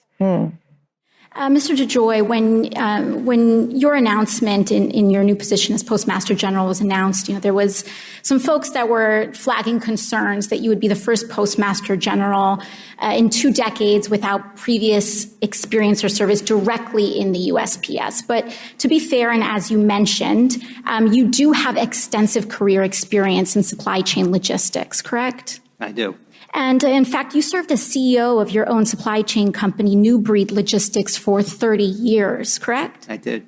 And that was up until about 2014 when you merged New Breed Logistics with another company, XPO Logistics, where you also served as CEO for a year and then served on its board of directors until about 2018 when you submitted your resignation, correct? So I don't think he got paid out for that merger. You have to know. Well, and so that's what's crazy about it. He still has money in that company. So in this hearing, what really bothered me is like the people that were worried about his conflicts of interest, they focused on the fact that he used to have stock in Amazon. Here is Jackie Spear again, talking to Louis DeJoy about his Amazon stocks. Before I went into the Postal Service, you file your forms the day you arrive at work. I filed my forms. I was going to a meeting on Amazon. I own stock someplace in a call at Morgan Stanley, and I was they told me I had to either recuse myself from reviewing a number of contracts or sell the stock. I called our broker to sell the stock. We actually had calls. Mr. DeJoy, I'm going to have to. But I did not buy options. I actually bought covered calls back. I bought covered calls back and at a loss. That's what I did to get it completely out of stock. I had to unwind covered calls. You still have those calls, do you not? No, you have. I had to pay more money for the calls than I sold them for. I think you should get an understanding of what a covered call is before you accuse me of any improprieties. Right? This guy has balls. Oh, you weren't kidding. You weren't Yeah. kidding. I would be pissed off too. He probably took a fucking bath.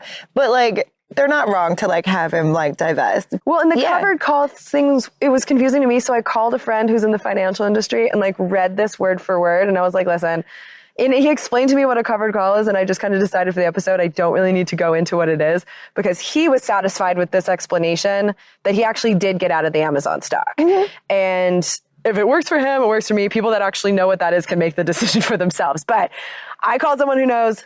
Sounds like it makes sense to him. And just to have the balls to talk to her that way, I kind of believe that he got rid of the stock. Yeah, I don't think he was being snippety to like hide the fact that he still owned it. I think he was just like, look, I fucking got rid of it. What's your problem? You know? Well, and the reason he was getting annoyed, like this hearing that we're listening to clips from that happened in the House, it was almost 6 hours long. And like, just listen to this. Like, this is Rashida Tlaib of Michigan. I can understand why he was snippy. On June 24th, 2020, you bought between 50,000 and 100,000 in what you refer to as, quote, covered calls in the Amazon Corporation. But let's be very clear, Mr. DeJoy, no matter what financial maneuvering you perform to try to hide it, the fact is that you have financial interest in Amazon. So, Mr. DeJoy, yes or no? Are you aware that Amazon uses the U.S. Postal Service for 40% of its shipping?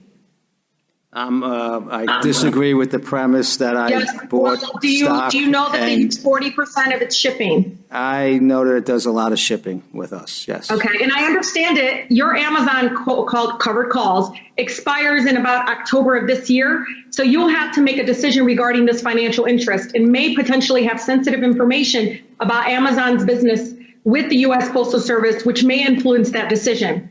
This appears to be a classic example of conflict of interest and insider trading. Yes or no, will you commit right now to divest any and all financial interest in Amazon to avoid illegal insider trading?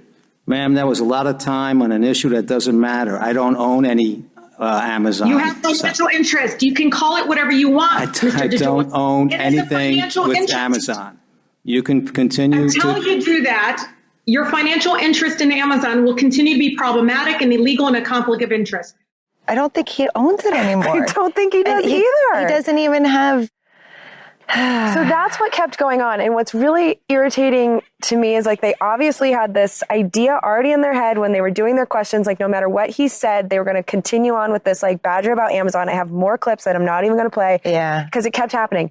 What they should have been focusing on is that the company that he actually ran, he has at least $30 million because when they do this reporting, they get to do these obscene ranges. So he has at least $30 million still in their stock. What is it, like 30 to 150 million or whatever? Like he checks it was about. like 30 to like 75 million. Yeah. Like, it was so obscene. So that's why I do the at least. Right. 30 million is enough of financial interest to be like, okay, you care. In his former company, which is still contracting with the Postal Service, and they are getting a lot more business now than they did a year ago. Not that shocked. That I read in the New York Times this morning. That came out yesterday. Oh, no. And these motherfuckers had him in a hearing where they could have asked this question if they already had it decided in some Zoom meeting that they were going to talk about Amazon over and over again and be jerks about it. Yeah, dude. It kind of, the message gets lost if you're, it just does. It's a dilute, like the sentiment is there for sure. You know, there is insider trading issues here or conflict of interest for sure. But yeah, you're right. Yeah. So here's what he's actually trying to do. It had nothing to do with the collection boxes, the sorting machines, the post office hours, or limiting overtime. The change I made was ask the team to run the trucks transportation on time and mitigate extra trips based on a review of an OIG audit that was absolutely astonishing in the amount of money we were spending and the number of late trips and extra trips we were running. It was a plan that was rolled out with operations, and it's a very, very important aspect of the network. It's a very, people ask why do trucks matter? Why do on-time trucks matter? They do matter. It's a fundamental premise of how the whole mail network is put together. If the trucks don't run on time, the mail carriers can't leave on time. They're out there at night. They have to come back and get more mail. Collection processes are late. Plant processes are distorted. I see several $1 billion in potential savings in getting the system to connect properly, and that's why we ran out and put a plan together to really get this fundamental basic principle: run your trucks on time. I find it really, I would not know how to reverse that now. Am I to say, don't run the trucks on time? Is that the answer that we're looking to get me to say here today? And then he explained why they did it at this time. He didn't take the job until June. And so the mail slowdown started in July. And here's why he said he did it now. It was the summertime. Mail volume was down significantly.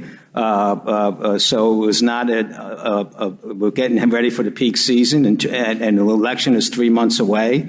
It was a good time to start to try and roll this out. Again, the request was just run your trucks on time, put a plan to run your trucks on time.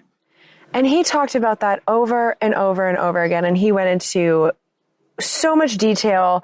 And so when I was watching this and he just kept going back to this is what I'm trying to do, this is what I'm trying to do. And I remember that he was hired because of his logistics experience.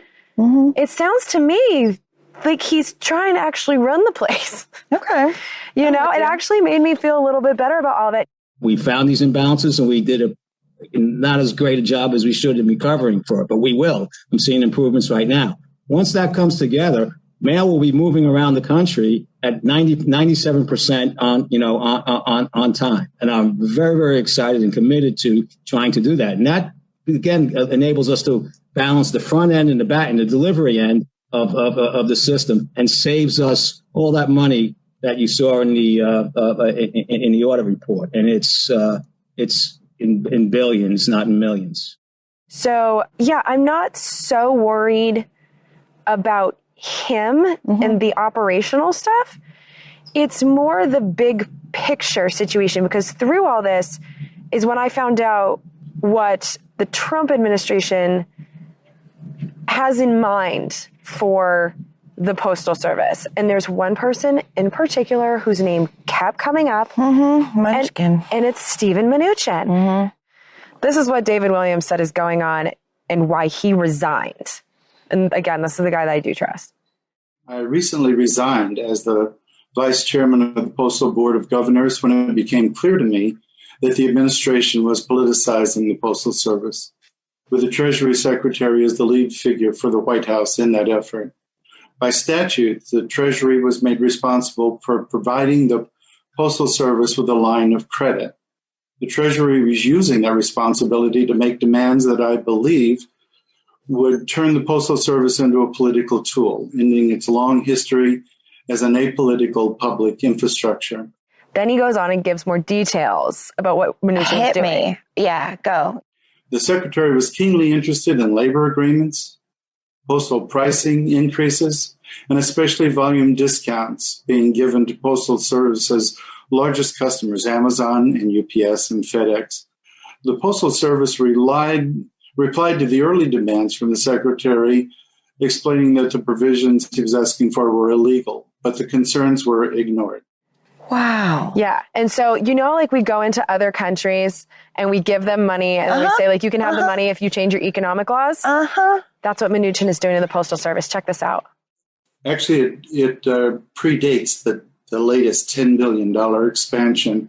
It goes back to our routine original $15 billion line of credit. Secretary Mnuchin indicated that he wanted to have some say in how the Postal Service ran as a result of being in charge of providing that account. I don't think that had been done before. It was normally, if Congress assigned you that responsibility, you perform the responsibility. He indicated he would like to impose this through the use of terms and conditions on the $15 billion line of credit. We then received, shortly after he announced this verbally, we then received the draft terms of agreement. They were very intrusive, and I hadn't seen anything like it before. He wanted to approve price changes, labor agreements, and perhaps most disturbingly, the very sensitive negotiated service agreements with our largest customers, Amazon, UPS, FedEx, and some others. He also was urging that we adopt a pricing methodology called fully allocated cost methodology. That was something that the United Parcel Service had been advocating for a very long time. I think all of us felt that perhaps UPS had influenced him in advocating for that, and it would be ruinous to the Postal Service to adopt.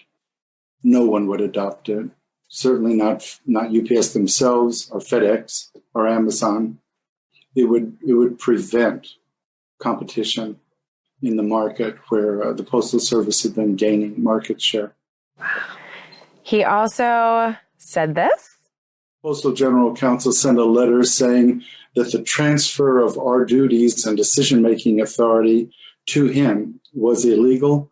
The Treasury went forward notwithstanding that. My position was that when they arrived, we should simply refuse.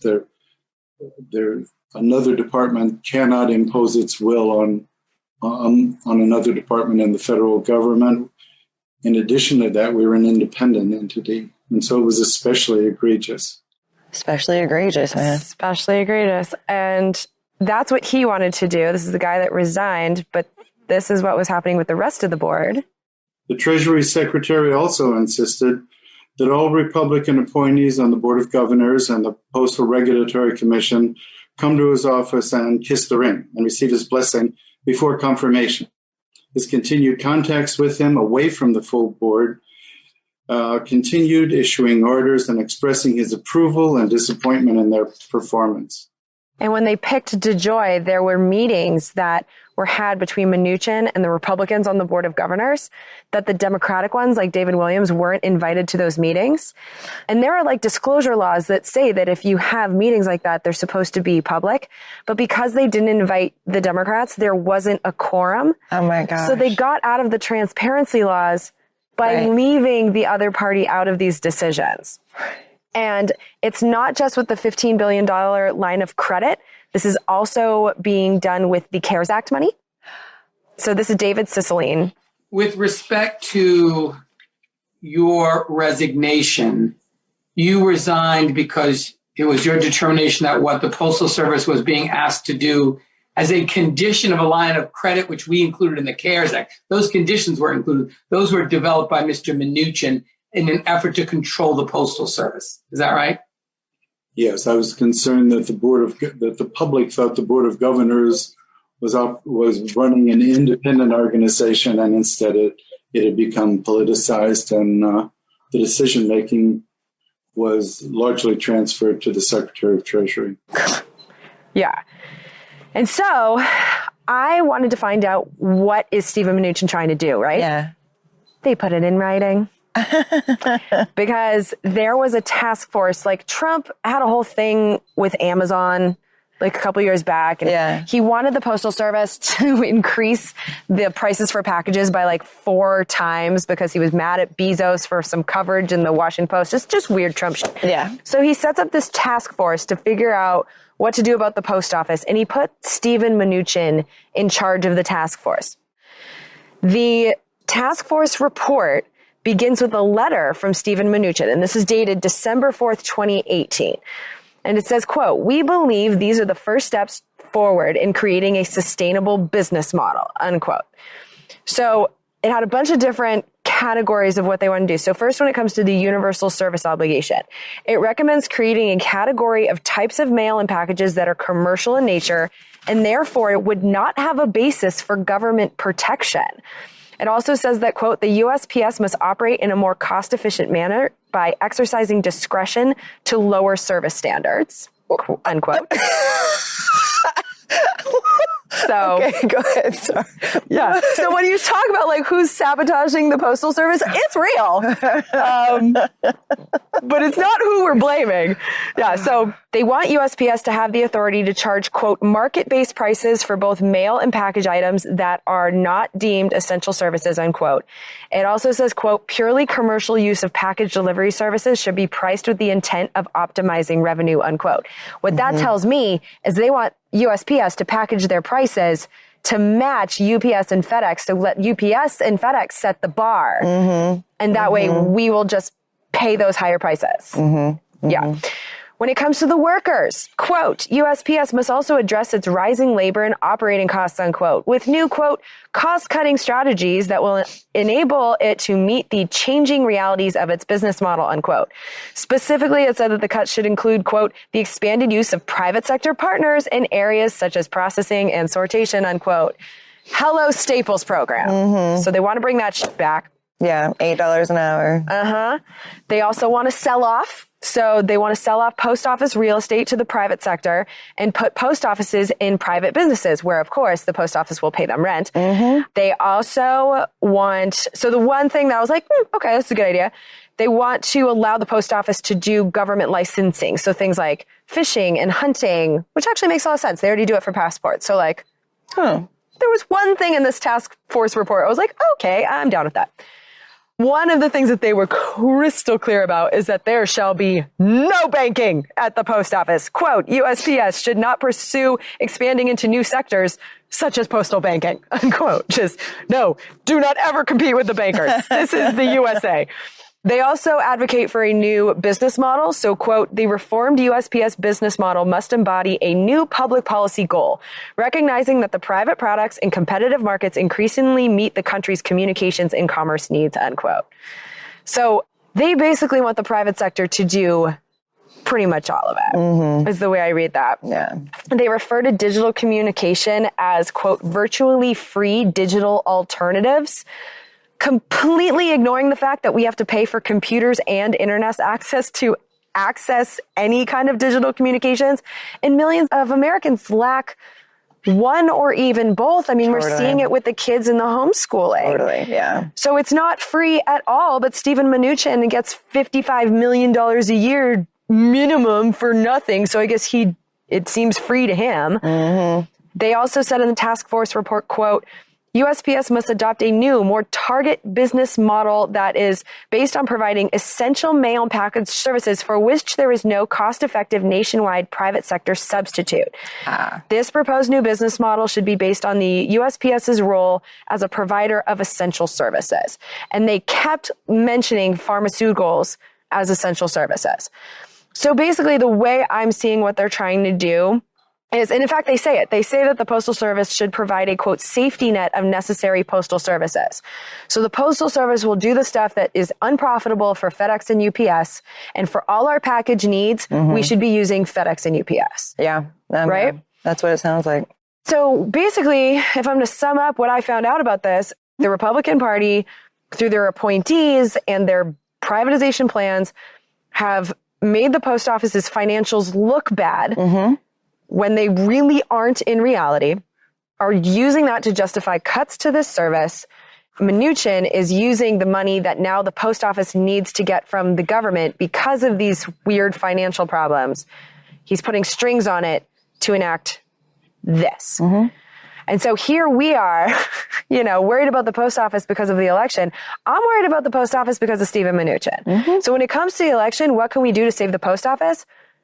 Vote for someone that will replace Steven Mnuchin. That's the number one thing for me. And also don't listen to Bill fucking Maher. Because what we really need right now is to prove that the post office's financials are good. And by doing what Bill Maher says for a while, just like not using the post office, is the exact opposite of the patriotic right thing to do.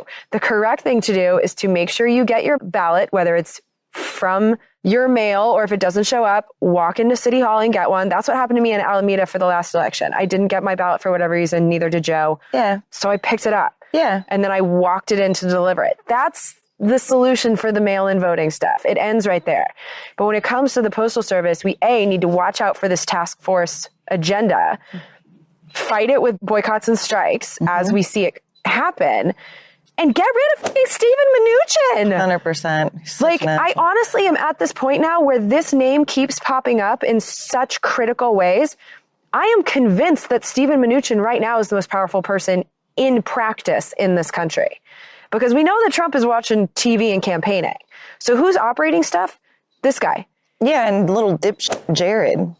I really don't even think it's Jared. I really don't. I think it's Steven Mnuchin because Jared's not in the room with the negotiations on government funding and the CARES Act and everything that's happening behind closed doors right now while they're on vacation. It's Steven Mnuchin who's being called, even by Nancy Pelosi, the lead negotiator. It's like, he's not in Congress. He shouldn't even be in the room. This is insane.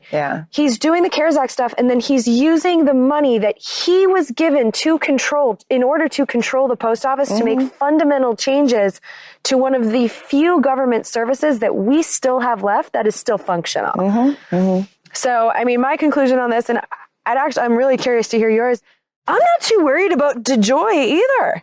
Yeah, he's a Trump guy, but when I heard his testimony and like his rationale for, I mean, the mail sorting machines, all that, he says it was happening before him and it happens all the time. The rationale for the sorting machines in particular was these are giant machines.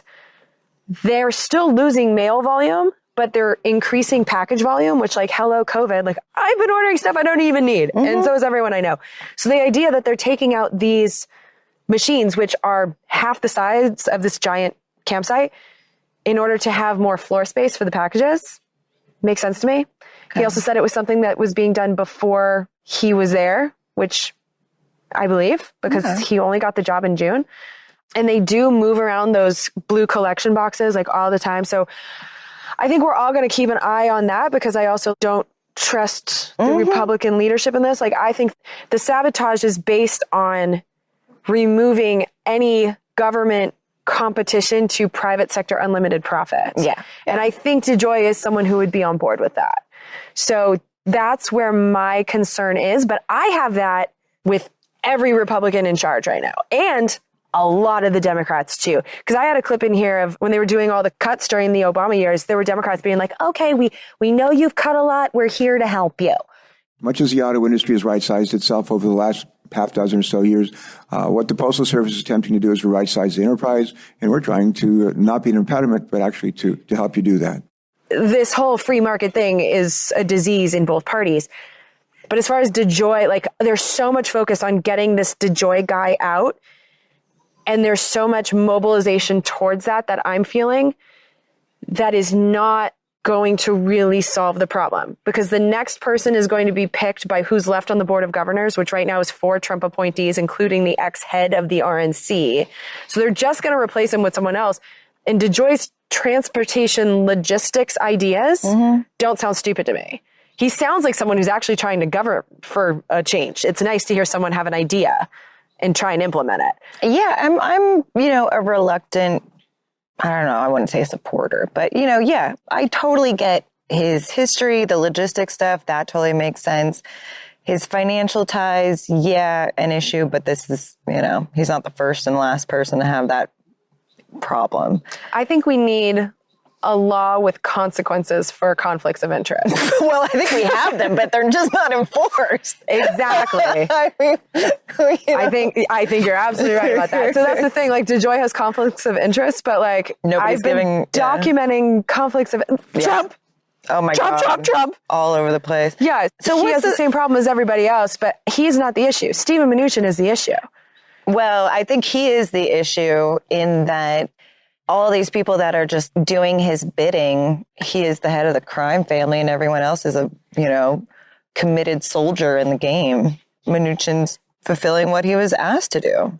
Yeah, and that's the thing. Mnuchin's task force plans, I mean, when you see them on paper like that and you see them written like that, it's just like, Reduce service or service quality, right? Yeah, I'll read that one again. That was a good one. It was, quote, the USPS must operate in a more cost-efficient manner by exercising discretion to lower service standards. What else do you need to know? Right. And so right now they are lowering the standards. So when you look at the big picture of the destruction of the post office, which started kind of in 1970 by making it something that gets no tax money. It has to fund its own stuff, despite this mandate that you need to take a donkey into the Grand Canyon to deliver the mail. Like, it does things that are government, and yet it's not given the support that government agents are given. So I look at this as a problem that started in 1970, went into the overdrive mode in like the W. Bush years.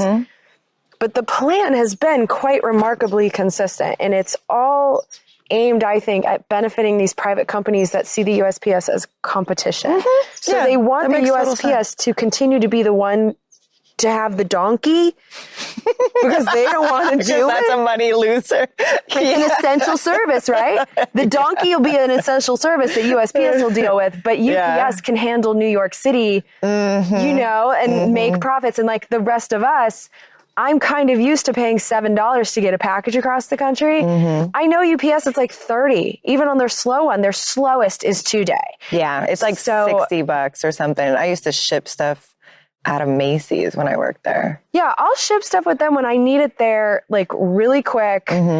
But if it's just like sending a care package or sending like mail to myself and independent businesses, if we've been talking about how during our camping trip, how the CARES Act and all of it just seems to be designed to destroy independent businesses. So it's like we're all not only forced to be customers of the big companies, but also be their labor force for indentured servitude wages. This fits that too, because the people that I see as like really successful, like this backpack that I'm using, if this is made by these people that are traveling full time, they thought through everything and they sell this through Amazon. That's their whole business. That's how they fund their lives. And they count on the USPS prices to get it out. All of these small businesses, if you jack up the prices to match UPS and FedEx so that they compete more, it's going to cost all those businesses. They're going to go out of business. And so what's left? Fucking Amazon basic, like the Amazon products that come from their warehouses instead of coming from people like Tim and Fim. That's their names. Yeah.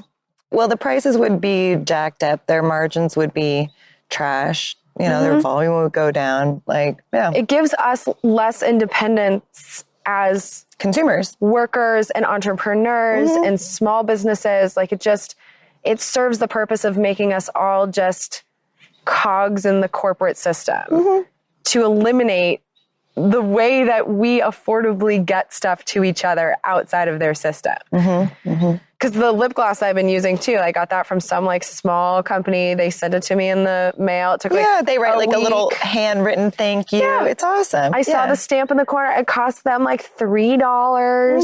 Definitely affordable. So that's the big picture thing that I'm seeing with the post office. So short-term solutions, easily implemented, right? Do we all go out and buy a book of stamps and then start sending postcards to our grandmothers to try to like infuse a little cash into the post office so they don't have to be on Munchkin's fucking jockstrap for cash? I do feel like the more we can just disprove the financials, because that like that retirement thing is still a problem. The Congress of 2006 still has rigged it so the financials will look bad. But like, yes, I think what we can do is use the post office. So yes, like buy stamps instead of using UPS or FedEx, like use the overnight at the post office instead. And that's the thing, like I think we will, listening to DeJoy talk about it, and he made this change quite abruptly. So there was a backlog and he's like, once this clears, this is going to work. And I don't see why it wouldn't. What I'm going to look for in the next month or so is the mail catching up? And I feel like it is, because I'm still using the mail and I haven't had anything super delayed. Okay. So I'll keep an eye on that, because that's really DeJoy's project, is getting all of that stuff to run on time. But I don't think he's trying to sabotage it. And I think what's going to be helpful is for us to keep using the service and to fight for the service. So when they do roll out something in the lame duck to partner with whoever, you know, use the stop staples process immediately. Yeah. You know, and just stop any partnerships that use private sector employees to do public sector work. Yeah. Because that's an attack on labor. It's an attack on the workers of the Postal Service. And we all love our postmans. They really, I mean, yeah. You always say hi to them.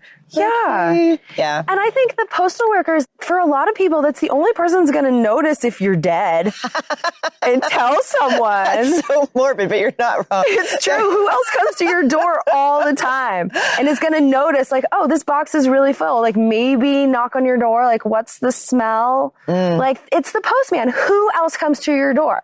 And there's so many people. Like, I feel a level of safety having someone that's just, you know, government worker, knows my neighborhood. Yeah. Like, I love having that person. So, yeah, I think we use the post office. We do the exact opposite of what Bill Maher is advocating. Like, this is the time we should use it the most. That makes sense. And then for voting, we've all, okay, so what I heard in California is that, so I signed up to receive a mail-in ballot.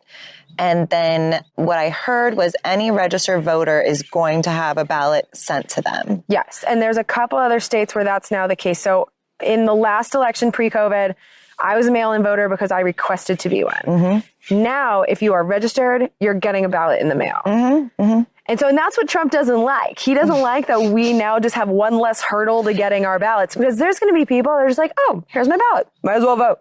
Where we had to request it before, it's a hurdle. Yeah, he's like, they're just sending ballots to whomever, all the millions of people. And just it's like, willy-nilly. It's like, no, you're sending the I'm a registered voter, man. And I think registration is fucking bullshit. I feel like if you pay taxes, it should be automatic. Yeah, well, they automatically put you in the, what do you call it, where they send you off to war when you're a little bit baby. Oh, the draft. The draft. You automatically have to go into the draft when you turn 18, right? And they'll hunt you down for taxes. Yes. So it's like, well, can you automatically, you know, sign me up to vote if you're going to send me to a war? Like, maybe that would be fair. Well, to be fair to the Democrats, I shit on them a lot because they're so ineffective and they're bad leaders. But they did write a bill that I was really excited about. It was H.R. 1, their number one priority, and it was all a big show. But in that bill, they did have automatic voter registration. Like, enough. I think I remember with this hearing crap. that. Yeah. Like challenging ballots and like, it's enough. No, the voter suppression has been from the beginning in this country. And it's like, anyway, we got to be The creative. solutions are there if we vote for the people that aren't just going to say they're going to advocate for this stuff, but really strategically do it. That's where I've been so devastated, really, because I was excited to see what the Democrats would do with the House. The whole time I've been doing this show, it was all Republicans. So I understood how they govern. And I was like, okay, maybe the Democrats will be better. And it was all just a performance. Even their saving the Postal Service thing, it was such a performance because they came back from their vacation, made such a big deal. We're voting on a Saturday. Like, oh, we're working so hard. We're coming in on a Saturday. What they didn't tell you is that they didn't do the committee process where, like, our representatives get to be involved in writing the thing. It was just something that, like, Carolyn Maloney wrote. And it essentially served to give the Postal Service $25 billion. So it didn't do automatic voter registration. It didn't stop Stephen Mnuchin from using the money that he has over the Postal Service to enact terms and conditions. Like, the actual problems weren't diagnosed and dealt with in this bill. And how could they be? Because they voted on that Saturday and had the hearing on Monday. So they did it all backwards. Like, in a world that makes any sense, you have the hearing, you find out the problems, you go to the committee, you discuss what to do about these problems and craft a bill. You pass it out of committee, it goes to the House, it gets voted on the House.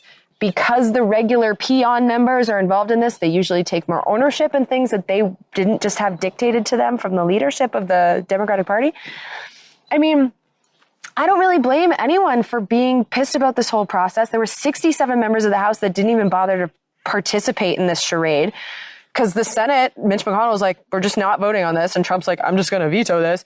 It wasn't a real effort. It was fake. So that's why I'm not even getting into what their bill is, because it was just pretend. And the thing that they did too is that people don't realize now that they came back from vacation. She brought back the House on Saturday. They also quietly went home again on Tuesday. So they went back on vacation. It's performative. Yeah, I get that. Yeah, it was all a joke. And that type of shit pisses me off. And they're still, even after that performance, I'm still hearing the talking points about Trump sabotaging the Postal Service. The way I see that is election interference with the Democrats, because I know enough to know better, which means that they fucking do too. I still don't feel comfortable because of all of the public statements that he has put out there about how there's fraud in mail-in ballots and, all this other junk. That's why me and pretty much everyone I've been talking to, they're all planning on dropping off. But we might not have come to that conclusion if there hadn't been this whole thing about the post office. Exactly. I wouldn't have known any of this stuff. So it's almost like you have to do these like soundbite things that are based on fact, but twisted. So you have like a nice, commercial jingle. Trump is, trying to whatever, the post office so you can't vote. And we all went, oh, okay, that is a possibility. He's a psychopath. I'm going to, and I think the final outcome of be careful, make sure your vote counts. I think that message got through. And I'm just hearing the election officials, and I just think that all of the Trump stuff being like, we have a problem with mail-in voting, they lend legitimacy to it when they don't go, no, we don't.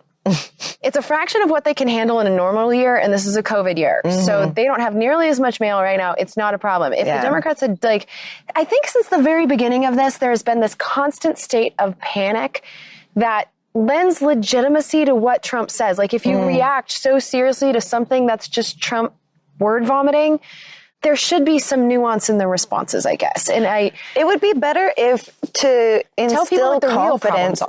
But that's the thing, is you need a nationwide response, and you don't have a nationwide leader. Well, we're supposed to in Congress.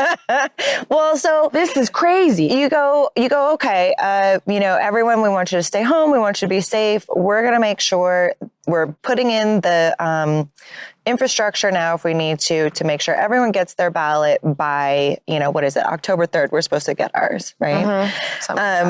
And for your vote to count, it must be postmarked by, it's public education. This is how this works, because the mailbox rule for getting your tax returns on time, I don't know. Honestly, I've never voted by mail. So I thought maybe it was the mailbox rule. You had to get it in, and then it's counted as, received if they get it on election day, if it's postmarked on election day, and then they have however many weeks to count it. That's what I thought, because I never looked into it. So I just kind of assumed based on what I knew about other stuff. Well, even now it's hard to give answers because it's state by state. Right. And I didn't even know that. And that's every state makes nuts. Up their own so thing. Do they have to receive the ballot by this time? Oh, even postmarks is an issue. Some places require postmarks. Other places don't.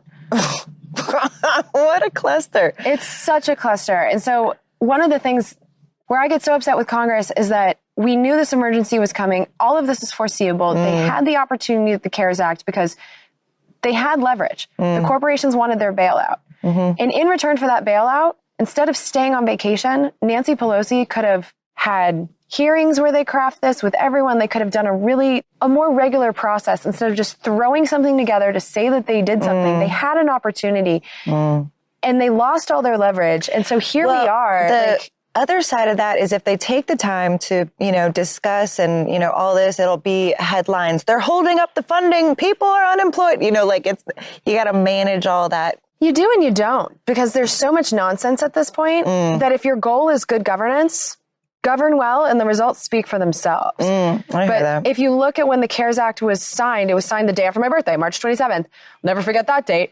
March 27th was plenty of time to have national standards, especially for this election, we had an opportunity for a national response regardless of what Trump wanted to do. And it's in our Congress. And so we are rightfully blaming Trump for a lot of the chaos that's ensued. But we also need to keep in mind that there's a co-equal branch of government that's pretty much abandoned us. And so now a lot of this chaos, it can be stopped. It's just, we'll see. But isn't it nice to know that, like, as far as the mail-in voting is concerned, like, we're fine. Well, that's the thing is, like, we already... Well, now I'm more worried about the post office than I know. The vote, okay. I'm being super honest. Yes, I am worried about the election. Yes, I'm worried about the post office. I am not worried about them together in the way that I was going into this. But it's like separate and equal concern. just not as entwined as I had originally felt. And you just wrote the perfect conclusion for this episode. That's exactly how I feel too. I love it. Thank you so much for doing this with me. I can't believe I'm going home and the episode's actually done. I'm happy for you. It's just, what a great week. I had a great time. Oh, I know. It feels been amazing. So much better. I should do all my episodes out in a Vista. Yeah. Yes. Yes. Isn't Alexis the best? So yeah, thank you, Alexis, for not only doing this episode with me. It was so fun to tell you about the Postal Service on behalf of the Congressional Dish community, but also thank you for being my friend and for helping me figure out how to keep going during this election season. One thing that I did want to follow up on with this episode is, you know, some of those clips I didn't actually play for Alexis. We dropped in after the fact. And one of those is that you heard, I said, you know, the Democrats back in the Obama years, they wanted to help USPS with their cuts. And then I dropped in a clip. That was of Senator Tom Carper of Delaware. He was that Democrat. But yeah, I hope you guys enjoyed the episode. I do want to let you know that we do have one executive producer credit to give out. Executive producer credits are for people that contribute more than $535 cumulative to Congressional Dish. And so Mike Coverdale got another executive producer credit for episode 171, 2,232 pages. And that is so appropriate for this episode because that was about one of the government funding laws, which was 2,232 pages long. And I read it. So he wanted to produce that episode. And he said that episode clearly shows the corrupted process. And he said, thank you for shining the light. Well, thank you for being a producer for that episode. And I'm happy to put your name on it. And if anyone else wants to have your name on an episode of your choice, it doesn't have to be a lump sum of $535. It can be cumulative. And so it starts from the beginning of 2019, because again, that's when my accounting started, when I became a big girl in the business world, thanks to my sister and my dad. But that's when we actually have the records. And so since 2019, if you've been donating, add it up. Let me know if you've racked up an executive producer credit. We will check and verify it. And if you have, we will thank you on a main episode. You can have your notes read and your name will go on that episode. So yeah, thank you so much for supporting the show. Like I said in the intro, nothing until mid-October, but I am still accessible. So if you want to talk to me on Twitter, that is still where I'm sharing the information that I'm reading. So that's the best place to follow me if you want information. Again, you have to click follow on Twitter in order to speak to me on Twitter now. So make sure you do that. And then if you want to get to know me like as a person, I suggest following me on Instagram at Jen Briney. I really don't post a lot of pictures, but I do like the stories, and I'm finding that the stories is how I'm keeping in touch with my friends. So feel free to follow me there. The name's at Jen Briney. Contact me there. You can always email me, although I don't love email, but I will get back to all the emails. I have about 450 emails waiting for me right now. So if you don't hear from me by the end of September, you probably won't. So send the email again, but I am going to slog my way through that backlog and get back to as many people as I can. But yeah, thank you for supporting the show. Again, please produce the show. Go to the show notes. One of the things that is also bothering me in this moment is that we're taking a financial hit. I don't know if it's because I was honest in the thank you episode or because I was too screamy in the cares, or maybe just people are going broke because of COVID. I don't know what's going on, but there is definitely a financial hit coming. I need a minute. I need to collect myself, erect my boundaries, put a wall around us, the producers and me, and then we will get through whatever this election season has coming for us together. So, and if you want in on that, the rule is for the green room, produce any amount, value for value. You pick what number works for you. It works for me. The only one that doesn't get you in is 0. So contribute something and you will be on the list of people that gets the email and gets the invitation to the green room. It's that simple. All right. That's it. I really do love you guys. Thanks for producing the show. And I will talk to you as soon as Congress fucking does something. All right. Take care of yourselves. Bye. We're surrounded now by liars coming at us through our TV screens. We don't have a domestic spying program. They're content to fight in black and white despite the many in-betweens. We got a president who plays with the facts. And then he waves a flag to cover his tracks. As if a lie is alright, if the end will justify the means. Now we are so damn tired of being lied to. The polar ice caps aren't going away. We don't think we can deny it anymore. You can stick to your story if you think it lies. But we're not keeping quiet anymore. We are so damn tired of being lied to. Government jobs consume the profits of the private sector. We don't think we can deny it anymore. You can stick to your story if you think it flies. But we're not keeping quiet anymore.